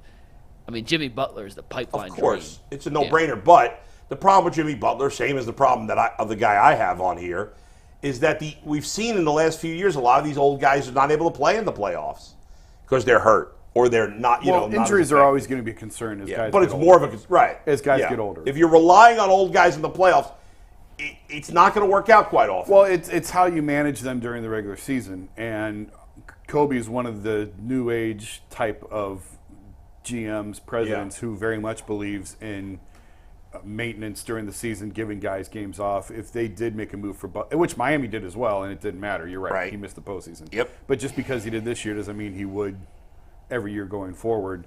There's risk involved in any move. There is risk because he's a little bit older. But when he's on the floor, when he's right and he's on the floor, he's exactly what they need. I think the only, correct me if I'm wrong, of the 3 teams left in the NBA, the only superstar left that's over 30 is Kyrie. Right? Luka's under 30. Brown and Tatum are under 30, aren't they? Yeah, they're under 30. How old's Gobert? Edwards is under 30. Oh, I didn't think about Gobert. He's 31. Rudy Gobert. So Kyrie's 32, I think, right? Kyrie's 31, 32 right now. Yeah, so, but none of them are they're not 34, 35. I mean, right. That's a big difference. But anyway, okay, so who's next? You want to do Earl's? No, we're going yours because Earl didn't send one in. So Earl's going to freestyle at the end. He had a busy, he had some stuff going on yesterday. I know, It's that's all fair. good. I'm just shocked because Earl's on top of things like, he's not lost in the soup. I mean, I got Paul, some you're guys up in my next. head, Bush, but yeah, you got a lot of guys. You got things going on. I give you a pass. Go ahead. You're up. Kevin Durant, who's even probably older than Jimmy Butler, right? He is older than Jimmy Butler. I mean, he's old as dirt. And what's funny is he fits. He's old as crap. He's probably the player I hate most in the NBA. But obviously he's a superstar. So I don't care how much I hate you. Come play and play great. I'll root for you. Look at those numbers in year 18 now for Durant. I mean, just incredible. Yeah. So he averaged 27 points, barely off his career average. He shot higher than his career average as from the field and from 3. Rebounds down a little, but the assists up. I mean, my God, if this team added Kevin Durant or Jimmy Butler, they're the favorites to win win the East. You know? Would they be definitely? Or would Boston still be the favorite? They'd be right there with They'd Boston. be at worst a They'd be close right second, there with Boston. right? Yeah. They could win a title. If in theory they got Butler or Durant, and in theory they stayed healthy that's a big if at their age. But if those guys, along with Donovan and Mobley, 100%. stayed healthy for the playoffs. 100%. What's that, Mike? 100% are right in that same conversation. Right, a championship contender. Yeah. There's no doubt about it, and that's what we all want ultimately. So, now, who would be more likely that they could get, Durant or Butler? I know neither is very likely, but which one's more likely if you had to bet? Butler. Butler, everybody agrees, Butler? Well, I mean, we've mentioned this before, but Phoenix and Cleveland will never make Oh, a that's trade. true. They So, always yes. hate each other. Yeah. Okay, so Damn, let's ride on him. look at Jimmy Butler. What would it take to get Jimmy Butler from Miami? It starts with Darius Garland Yes? because money is a big part of the NBA trades. Yeah. It probably involves Darius, whatever draft picks they could trade, and Jason, I'll defer to you not on much. which ones they can and can't. And it's not a lot. Like a decade from now, right? Yeah, they don't control. This year. They don't control. I don't think there's any that they can trade because they're No, you can't trade 2 years in a row. They've lost 5 years of control of their draft the next 5 years. But could they trade this year's? No, Theoretically? because they traded last year's. You can't trade 2 years in a They row. can't right? trade this year's because next year's is to Utah. Right. And you can't lose a pick in consecutive Right. years. So because next year's is earmarked for Utah, you have to hold on Right. to this year's. So, So they, it's you're probably talking 20, Now- 30, 31 before now they can trade a pick. you can keep the pick and trade the guy. You could trade the player That's after true. you draft him. That's true. You know, if you've got something, Right, but that's true. if you've got something set up ahead of time, But if the So it's something that but if looks the like Cavs had Jimmy Butler, it's going to be a back end of the first round pick going forward. no, this draft. Oh, this draft. this Okay. year. So it looks something like Darius Garland, Dean Wade, that rookie, and then I have to find the exact money to work, and maybe you take a Would contract Miami back. really do that for essentially just Darius Garland and a pick in this draft? No. It depends on you. Probably would maybe have to get a third team involved. It depends on. I mean, Pat Riley told Jimmy Butler to sit down and shut up. So what's that relationship? Yeah, right. That's true. And if Miami is not going to sign him to an extension after Right. this year because of his age and because of how much it would cost, yeah. I think that they would explore moving him for sure. Now, will What it could be they get here? better than Darius Garland from another team? Darius and whoever the 20th pick in the draft or wherever they're picking? The upside to Darius is his age. Yeah. He's young and he has shown to be a very good player. He's Right. not coming off a very good year. Who's their point guard? They don't really have one. So he'd be a good fit there, probably, right? He would be a good fit. Yeah. And if you like, I mean, the contract is massive, but if you like the player and you think there's a lot of talent in there, then I don't think it's unrealistic, but I don't know what the exact path is to get there. By the way, you know that Miami turns Dean Wade into a pretty good player, right? So funny, that same list that started this whole conversation. Yeah. Do you know who Denver's ambitious trade target was? Dean Wade. Dean Wade. Listen, He's there a are good teams. player. Dean There Wade are is a teams good that want player. Dean Wade. Okay. Dean Wade could play. But you got to get, okay, let's say you're The frustrating thing with Dean is it's Yeah. now 2 postseasons in a row Yeah, right, he's that hurt. he's been hurt. All right, let's say in theory they traded Darius and Dean Wade and a draft pick and a couple of draft picks or players that become. I'm going to run this through a trade simulator, so Yeah. you guys go. I'm going to find you a trade. And so we look at so now the team, now you got to go trade Jared Allen, right? Do you have to? No. I don't think. you Okay, have so to. let's look at it. Let's say they kept Jared. I think Allen. they probably should, but I Right. don't think they have to. Okay, well, and if you trade Jared Allen, let's say you turned Darius and some pieces into Jimmy Butler. Yeah. So now you're starting backcourt. Let's say Jared Allen's not there. We'll figure out that part of the trade later. Your starting backcourt is Donovan Mitchell and who? Max Strus. Max Strus. Yeah. And then your front court is Butler, Mobley, and who? Jared Allen or another center that you. Okay. Or is Mobley become the center? Mobley becomes a center, right? and you maybe Dean Wade. Well, Dean goes in this deal, then you've lost him as your starting. Okay, four. you re-signing Morris to be your 4, or is better? You need to get better than that. He'd like to do a little bit better than that. All right, and so are you trading Jared Allen to get a 4? Are you trading Jared Allen to get another point guard? Or what are you trading Jared Allen for in that scenario? Allen, it's been expressed to me, Allen Yeah. has more trade value than Darius Garland. I've asked a couple people in the league, like, who has more value? Yeah. And every answer was Jarrett. Okay. One guy said it's not close, Jarrett, over Darius. Because Darius has the massive contract, Right. and he's not coming off Jared's a good year. contract is pretty reasonable. Jarrett's $20 million a year flat every year. Yeah, right. And he's coming off a very good year. But it's what do you look if you get a playmaking wing like Butler, then what do you need from Jarrett? You probably need another big back of some sort. A 4, maybe that like a stretch 4 that can shoot. Yeah, but you're not going to trade a stretch 4 who can shoot for a non-shooting 5. Like, there's not many teams Right. that would. That So would what are you make that doing? trade. What are you doing? What are we doing? Well, that's why I Can don't- you make? No, forget it. That's why I don't know. I don't know that you necessarily have to trade Jarrett if you get the playmaking dynamic wing. But then you still have that scenario where you have 2 non-shooters. You still have 2 non-shooting bigs. Evan's gotten better. He's gotten a little bit better every year as a shooter, but you still would not classify him as a stretch 4. Right. Totally agree on that, at least not at this point. So would you consider trading for another scoring guard, if you will, and going small? Where you're essentially, you're starting Strus, Butler, the Cavs, Mitchell, and another shooter. The Cavs philosophically like having 2 ball-dominant guards in the backcourt together, and Max Strus does not fit that. All right. But they do like pairing Darius and Colin, or Donovan with Darius, Donovan with mystery player X. They do like having. It's going to 2 be guys. fascinating to see what they do with this roster. Yeah. All right, back to football we go. Obviously, we hate the other teams in the AFC North, especially the Ravens, because the city that had their team stolen viciously stole Cleveland, except unlike with the Ravens and the Colts, the Browns were able to keep their history. But we respect the Ravens because they're always freaking good, and it's frustrating. We're going to talk about the Ravens, one of the Browns' competitors right now, Mikey McNuggets. Yeah, we're going to bring in our guest in 1 second. A quick reminder, Earl's doing an Ultimate 216 show this afternoon that will air at 5 o'clock, so make sure you guys tap into Earl, who always does a great job. I think he's going to break down some of the Browns' OTA clips from today, so make sure you all tune in to Earl the Pearl on the Ultimate 216 show today at 5 o'clock. And with that, let's welcome in our next guest. I hope I'm pronouncing his last name right, but it is Kevin Ostreicher, the host of the Locked On Ravens podcast. He also writes for the Ravens Wire, and he is here to join us now to talk a little AFC North football as we get ready to head into the summer months. What's up, Kevin?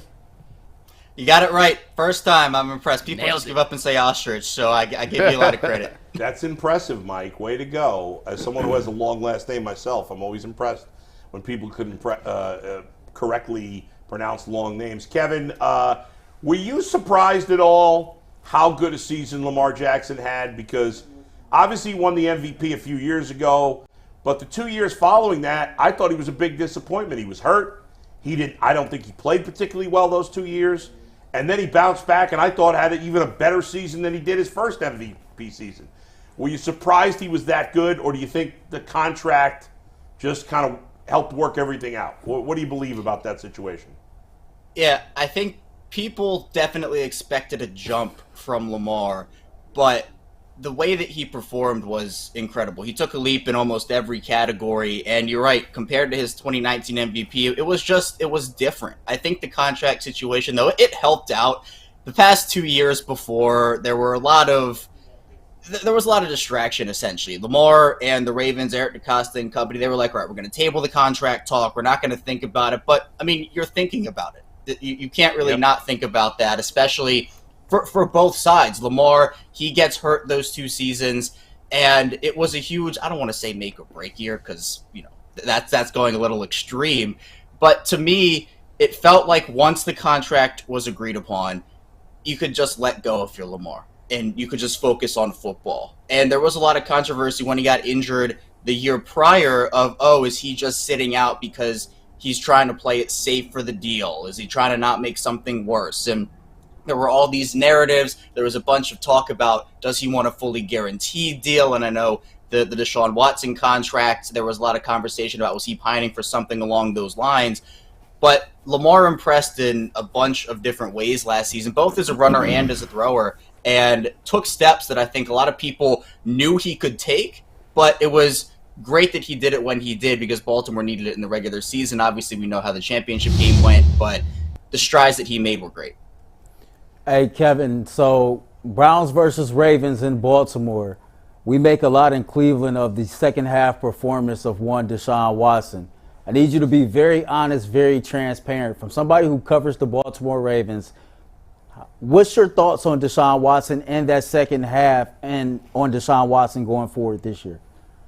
Yeah, well, to start with the game, the Ravens lost 4 games last year. The Week 18 game to Pittsburgh was one where they rested their starters. But they played the Colts and the Steelers early in the season. The Ravens themselves lost those games with mistakes. The Cleveland game, I think Cleveland took that game from the Ravens. They out-physicaled Baltimore, and I give them a lot of credit, particularly Deshaun Watson, for that performance. I think a lot of people in Baltimore, the way that game started, it was okay. Baltimore might have this one in the bag, but Deshaun Watson led that team back, and it felt like Cleveland just wanted it more. And so here in Baltimore, when we talk about each loss Baltimore had, I always look at that Cleveland one and said, you know what? You got to give Cleveland their props for what they did, particularly Deshaun Watson on that shoulder. And now moving forward for him, I mean, we know he's a talented player, but to me, he has to be the key to unlock this offense.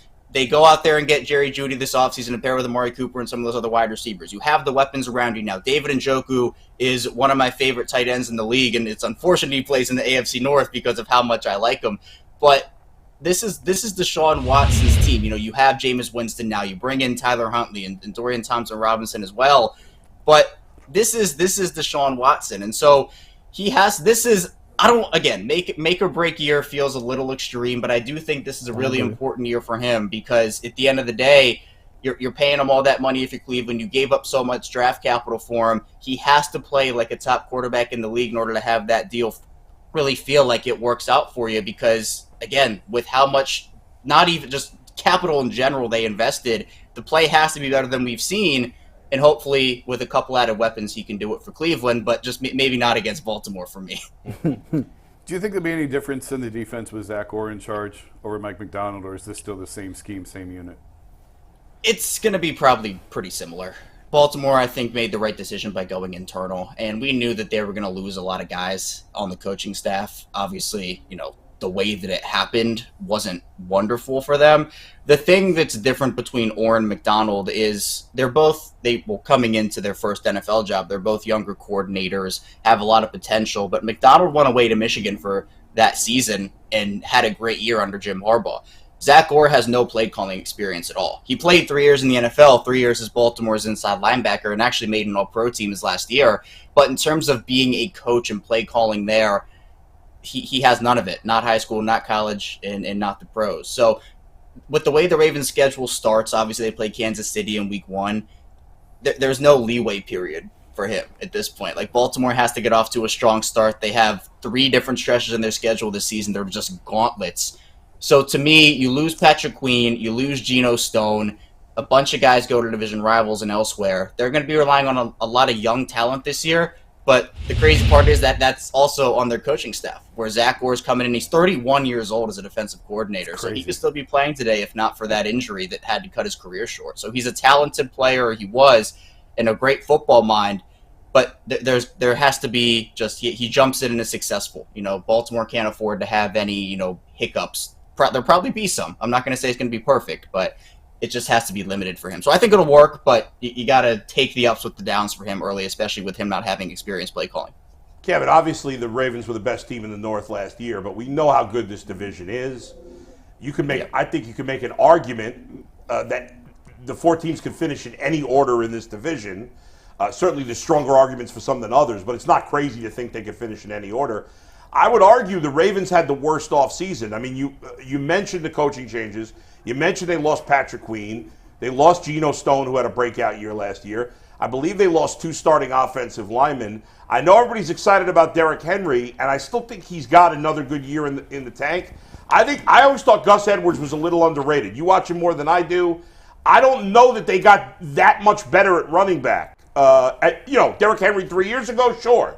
But right now, I don't know that's that much of an upgrade. overall, did they take enough hits in starting spots that you're concerned about them going at least a little backwards? Well, to your point, actually, the Ravens, Derrick Henry was their only big signing of the offseason. They added pieces here and there. They lost so much talent this offseason where essentially their plan is succession plans all across the board. Patrick Queen, they drafted Trenton Simpson last season. He's going to come into a big role. You lose Jadeveon Clowney, Odafe Owe, David. So it's all these different young players, second-year guys, third-year guys, fourth-year guys. They have to step up if the Ravens want to have a shot to win this season. It's the ultimate risk or reward plan for them. I don't think every single solution will work out, but I think some will work out. And the Ravens actually lost 3 starting offensive linemen this offseason, not 2. So it's even more of a risk reward there, where you're probably going to be relying on a rookie, a fourth-year guy, and a rookie/second, Andrew Voorhees, who tore his ACL at the Combine. So technically a rookie, but actually in his second season.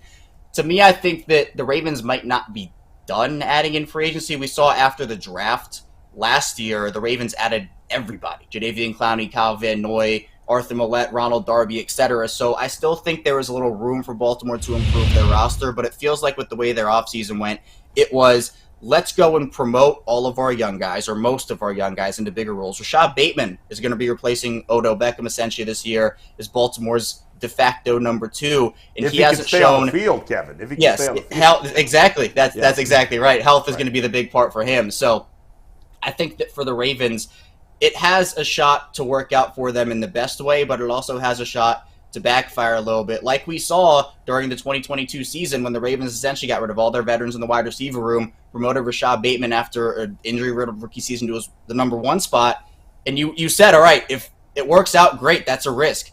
And the reward is there, but on the other side of that is if Bateman goes down, your entire season is essentially over in the wide receiver room. Not only did Bateman go down, but they lost their number 2 guy as well, and that's when they brought in like 36-year-old Deshaun Jackson and all these other guys that it didn't work. So they might add a couple veterans or 2, but they're going to be relying on a bunch of young talent this season, and that's the ultimate risk-reward plan in my opinion.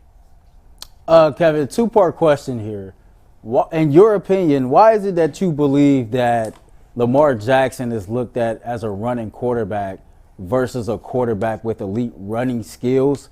And do you believe that Lamar Jackson is the best overall quarterback in the AFC North?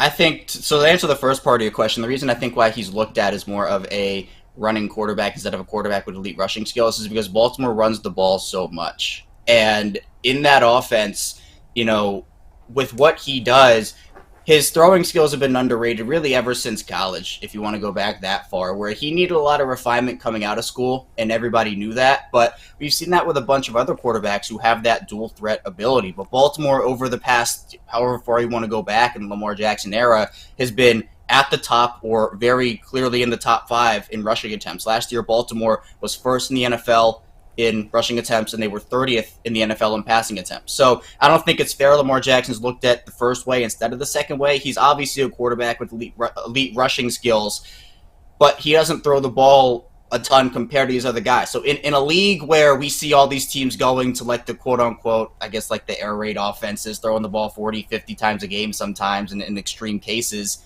the Ravens aren't doing that. They're throwing the ball 22 times a game, 25 times a game, sometimes even 19 times a game. But the thing is, sometimes they're beating teams in those games by like 20 points, 28 points, and Lamar doesn't have to throw the ball as much. I do wish that Baltimore's offense was a little more balanced. I think hopefully we'll see that in year 2 of Todd Monken's offense. But he has an elite arm and throwing skills. Now, in terms of if he's the best quarterback in the AFC North, I do. I think if I had to rate it, I'd probably go Lamar, Joe Burrow, Deshaun Watson, and then whoever between Russell Wilson and Justin Fields. I don't know what that quarterback situation is. But I think I give Lamar the slight edge over Joe Burrow just because of the fact of the rushing ability. I think Joe Burrow is a really talented player. I think Deshaun Watson's talented too. But to me, I think Lamar has that extra edge. He's won 2 MVPs. The accolades have been there. Obviously, the playoff success, he hasn't made a Super Bowl. Joe Burrow has. You can take that into account for sure.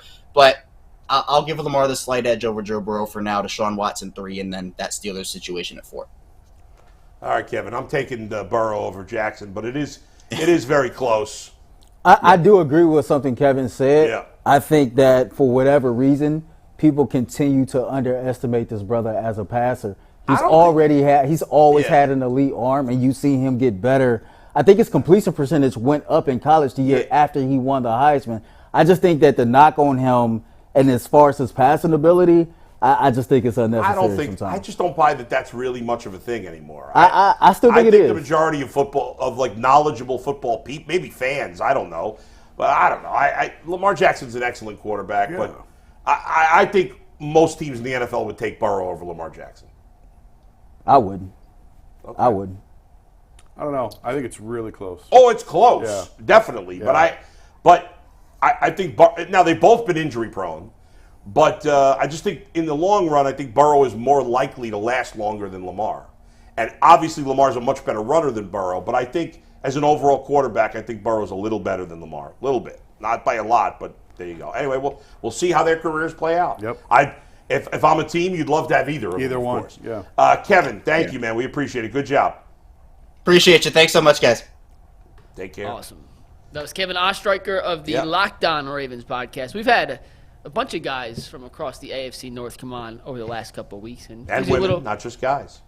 And women, yes. But gives you a nice little perspective outside of this Cleveland world. We're going to wrap up the show. Browns practice is going on as we speak. We've got a couple of clips that have come out from here. Deshaun Watson throwing in front of media for the first time. We also have seen Mike Vrabel out running around in pads. Oh. So we're going to play some of these clips for you guys here in a sec. This is live, instant reaction to some of these clips from Browns practice today. Steve, whenever you're ready, take tag board and you can play them. This first one, Deshaun Watson to Elijah Moore. Zip, no zip. What do you make of that throw ball? Was that a punt or a pass? I mean, come on, Mike. I'm just asking, what do you think? They look good? We'll play you a bunch. They look fine. What do you guys think? I don't care. It's May. I mean, come on. I'm trying to figure out why this is being shown right now, and I was going to kind of dig into this later. Now what? I'm trying to figure out why this is being shown now, and I was going to dig into it later. Well, we're just going to show a couple. No, I mean, it's May, though. Like, I ain't making too much of none of this, to be totally honest with you. Matt Landers, the guy they signed last week, has a chance to make a big name in camp, drops a pass here from Deshaun Watson. I mean, Matt Landers, come on, man. Oh, Matt Landers, that could be a made-up name. He might not even be a real player on the Browns. That's an AI figure running down. I mean, that sounds like the guy who lives down the block from me. You know, who's mowing his lawn a little too late in the day. I guess the biggest question. You can't have that. How many picks do MJ got today? Like, y'all talking about the wrong thing. All of a sudden, Earl cares about OTAs. Yeah, I want to know how many picks he got right now. This is Jameis Winston, by the way, to David Bell. Oh, nice cut from David Bell. Looking real athletic. Looking real athletic early on in camp. We'll see the next one, Ant. Deshaun to Cedric Tillman. Oh, look at that zip.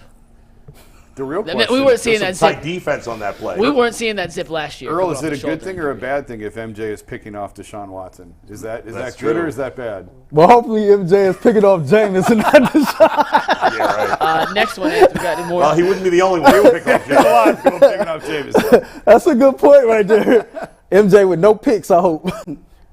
There's a nice deep ball from Deshaun. It's showing some arm strength, guys. This is some real arm strength. Elijah Moore, OTA MVP. Yo, you know what I want to see, man? That was the last one. All right, guys, initial thoughts on some of the videos we've seen from the second open to media day of Browns OTAs. Forget the throws.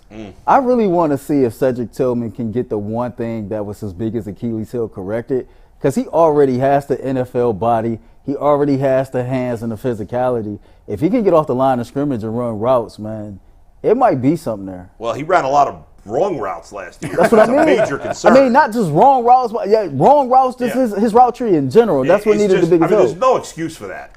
You should. That was a huge deal. He better be if he doesn't correct that this year, then I think that's it. Goodbye. Because as a rookie, you got to. I mean, come on, you got to know the playbook. You can't be freelancing out there as a rookie. I mean, who do you think you are? So I don't know if he did it on purpose or he just. I just think he struggled with it. I know in the Jets game, I seen Joe Flacco doing some coaching. I think it was a play that, if he would have actually cut in on the route sooner, it wouldn't have been. I think it ended up being a turnover. But I just think that was his biggest Achilles heel. He's not very fast either, right? No, but you know what? Cecil always tell me, man, that 40-yard stuff is overrated. How quick, how fast can you get in and out of routes?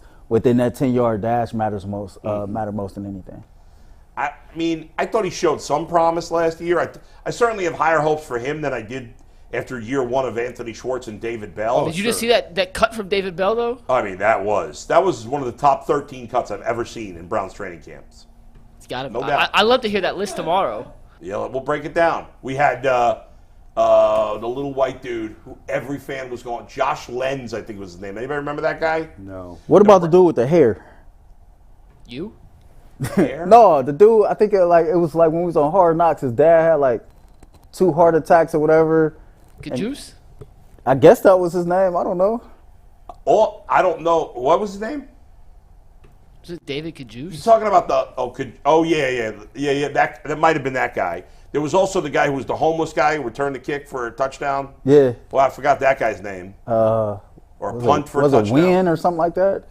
All I know is there was this guy, I think his name was Josh Lenz or Lenz. He was a little white dude who had a great training camp and a great preseason. And, of course, everybody from, like, Avon and Parma and all the other suburbs was like, we got to have this guy. I don't know why Avon, Parma, and is that how they sound? Became the South. Is that how they sound? Became the South. But they were all like, we got to keep him. And I was like, and I remember at the time thinking, why would the Browns keep him? Like, he'll get to the practice squad if they want him. Yeah. And people were like, he's not going to make it onto the practice squad. Not only did he make it technically to the practice squad, they didn't even put him on the practice squad. No other team picked him up to the practice squad. Nobody wanted him. So don't read anything into preseason or training camp, pretty much. 2 more clips I want to show you, though. Old-time Avon, 25, 30 years ago? Yeah, was talking with Southern accent? It was the South. Okay, yeah. One of the questions we did have, and I'm being a little more serious here, was, Deshaun had been throwing, but could he throw the ball deep at any point? Yeah. And how deep? And at least today we have 2 better videos. This one's from Spencer German, Earl's guy. 30 yards is his estimate on this. I know it's small. I wish there was a better way. Tag board is what it is. But a 30-yard deep pass to Elijah Moore. It's just meaningless, Mike. It's in practice. And here's the other one. And this one's from Mary Kay. And you never see these in OTAs. But Mary Kay actually tweeted out a video of an incompletion, which you never see. Yeah, but true. The incompletion doesn't matter. That was 35 yards. I just don't care. It's practice. There's no threat of getting hit. Are they even wearing shoulder pads? I do not believe so. I can't tell. I mean, my eyes are not good enough, and the screen's tiny. I mean, this has nothing to do with what he's going to do in a game. So I don't know. Do you even care an iota? I mean, it's good that he's able to throw the ball. Yes, I will give you one iota. I will give you one iota. Give me an iota. There you go. That coming off the shoulder surgery, that he can throw the ball 30 yards. The fact that, yes, that's a positive. There's an iota. But one the iota. quality Not of two. the right. You don't get 2 iotas just for that. one iota. You get 1 iota. What is an iota? I have no idea. Mike, can you look up iota? Isn't that a brand of tater tots, maybe? An iota is the 9th letter of the Greek alphabet. Of the what? It's the 9th letter of the Greek alphabet, or an extremely small amount. By the way, speaking of the Greek alphabet, the kids now are using all these terms that I don't know nothing about. Yeah, mid, cap, but what cap? Your takes today have been real mid. One of the kids on my team was like yelling at a kid on another team. I had to tell him to shut up, but he was like, "You think you're an alpha male or whatever?" And I'm like, calm down. He's been watching the show here. Does use that term a lot, huh? You think you're an alpha? You ain't no alpha male. You ain't no cop, Jay Reed. Well, I horrify my kids because I ask their friends, how much drip do I have? And it just horrifies my friends. It's funny that you said... Because one of AJ's friends says I'm the drip king. Oh, really? So I make sure everybody knows. Well, I'm telling you, I'm putting a package together right now for Jason Lloyd. Y'all think I'm playing? Y'all think I'm playing? The Dave Chappelle race. Listen, I'm putting a package together for him right. Listen, bro. Man, we got this. I'm coming. Last night, he's trading me for Diddy. He's giving up Diddy for me. This one kid on our team. You're the only man in America. Well, maybe not now. No. One kid on our Little League team got his ears pierced, and one of the other kids was like, "When'd you get your ears pierced?" And I thought he was going to say, be not nice to him because of it. And I'm like, "Who cares? Leave him alone. Doesn't matter." But he's like, "No, he's got drip or whatever." I think he said drip. Yeah. And I was like, so I said to the other kid, "Is that good or bad? What is that?" No, I was gonna tell you next time, like the cops hit you on the radar gun, they pull you over, they be like, "You was going such and such." Be like, "No, that's cap. That's cap. You gotta stand on business. That's cap." I would love to They get will a video tase of me you right saying there on the spot. By the way, No comment. I'm so glad I just caught myself. by the way, this is coming up because Earl mentioned before the show from the Chappelle show when they did the race draft, Yeah. which was a very funny. But the two other things that stand out when I think about the Chappelle show, and everybody thinks about whatever they think about, is when they did the Real World, when he did his version of the Real World. I don't remember that. But You remember that one? It was one white guy living in the house. And he brought his girlfriend over, and his roommate's like staring at the girlfriend. Hey, true story. It was so funny. It made me think about Kyle. That's on Good Morning Football because he was actually on the Real World. Yo, Kyle Brandt. Yeah, it made me think about that skit. Made me think about Kyle. And then the third one is when Chappelle played he was blind, the character he was playing, and he was ahead of one of the groups of the KKK because he thought he was white. I think he's the most That brilliant. show is Yeah, the that dude funniest is show. hilarious, He's the most man. brilliant comic in America. What's funny is I like his stand-up, but it's not my favorite. I love him. But I loved that show Yeah. more than his stand-up. I love his stand-up. I think he is he's brilliant. He has a way of making you laugh, but educating you all in the same time. Yeah. So He is. Listen, I'm not going to deny he he's is one of the not best for everybody though. But I like the show more than his stand-up. Chris Rock's stand-up is going down. Yeah. He has not been as good. He needed Will Smith to hit him. That's the only thing to keep him relevant. He probably needs somebody else to punch him this year. That is pretty harsh. Yeah, I'm not a Chris Rock fan. But Dave Chappelle, we went and saw him not last year when Joe was inducted, but the prior summer. Dave Chappelle did a show at Fawcett Stadium or whatever they're calling it now. And my wife and I went down there and saw him. I remember that, yeah. Phenomenal. He's terrific. Nate Bargatze's my favorite stand-up right now. Yeah, that's my wife. He's hilarious. She loves him. And what's odd about And that his shows is are like sold out and outrageous. I know. What's odd is there's two things about him that are usually things I don't care for. One, he's from the South. Yeah. And two, he's actually a pretty clean comic. Yes. He doesn't curse. No, but he's hysterical. And you know who's grown on me? I didn't like him when I first started, and now I'm really into him. Is Jim Gaffigan. Yeah, he was actually hot a few years ago. Yeah. He's kind of when he was hot, I was not into him, and now I like him. Tom Segura. I really like Tom Segura. I don't know if I've heard him. Oh yeah, you have. know He he's was very on the funny. roast. He was on the Netflix roast. Yeah, he was him and Burt Kreischer. I'm not a Kreischer I fan. do not like Brett Kreischer either. No, and I don't Segura's like his best I friend. don't like what's his name? That Italian dude that everybody loves. I can't stand him. I don't Oh, find him funny at all. Sebastian Maniscalco. I don't like him at all. My- Everybody loves him. I'm sorry, My he is in-laws- hilarious. My in-laws. He is hilarious. I don't My like. whole wife's I side like of the Shane family Gillis. loves him. Here's what I like him too. I don't like the comics that their whole gig is making fun of their wives or whatever. I find that boring. It's been done a million times before. Hey, we'll talk comedy in overtime. I'm going to make the super All chats in right, here. go ahead. Go with the ahead. super chats. will you? First one comes from Brody's Bottom Line. He said two, but the first one in terms of the Dak for Deshaun trade. He says, Bull and Jason, are you serious? ... Yes. Just stop it. Stop it. Because, as Jason said, if Deshaun Watson, let's say on- Atlanta, because that was the other team he was close to being traded Sure. to. Or the Saints. If Whatever. Deshaun Watson had spent the last 2 years in Atlanta and done the exact same thing he did here, everything exactly the same, played 11 games, the suspension, the injuries, Injury. nothing different, and we asked that question, a poll would be 100% Dak Prescott. Well, 99 to 1. 99 to 1. No, yes, I would. No, I believe him. Yes, Stop it. I believe him. No, Stop it. I It would. be no. Yes. You're biased based on the fact that he's here now. You're letting that influence I- you. Just I don't told think you so. He loved him when he was at Clemson. I believe him. I don't think so. I believe Nobody 99 would to want to trade for him after what he's done the last 2 You're years. you're essentially So con yourself into whatever you're essentially you want. trading away a quarterback that you're basically saying can't win you a Super Bowl for a I'm not quarterback that saying can't say win you a Super Bowl. Why would I say that? Why? There's why? nothing about Dak that could guarantee you playoff nothing success. about have more super chats. We already did There's this an nothing hour about Deshaun ago. Watson that can guarantee a Super Bowl. Exactly. So why are you trading one unknown Because commodity the for other's the been other one? good every year. But not good enough when it counts. He's been good. They haven't lost because of him, mostly. All right, last on two now. super chats. Scott Wood says, Bull, by that rationale, would you trade Watson for Baker right now? No. And last one, Because Dak Prescott's ceiling is higher than Baker. I'm convinced you definitely can't win with Baker. I don't know that you can't win with Dak. I know he hasn't had success in the playoffs, but I still think you could win with Dak. I think it's got to be a great situation, but but I think you have a much better chance of winning in the playoffs with Dak than you do with Baker. Go Last ahead. one, Brody's bottom line said in regards to a Jimmy Butler trade, can Miami throw in Terry Rozier? I just looked. Rozier makes like $17 million, so that makes the money Scary really Terry. tough. Yeah. Really tough to try and All right. make work. Real quick. So that's it. We'll see you in that's it. overtime. Oh, in overtime, we're talking comedians. What else are we talking about? We'll figure it out.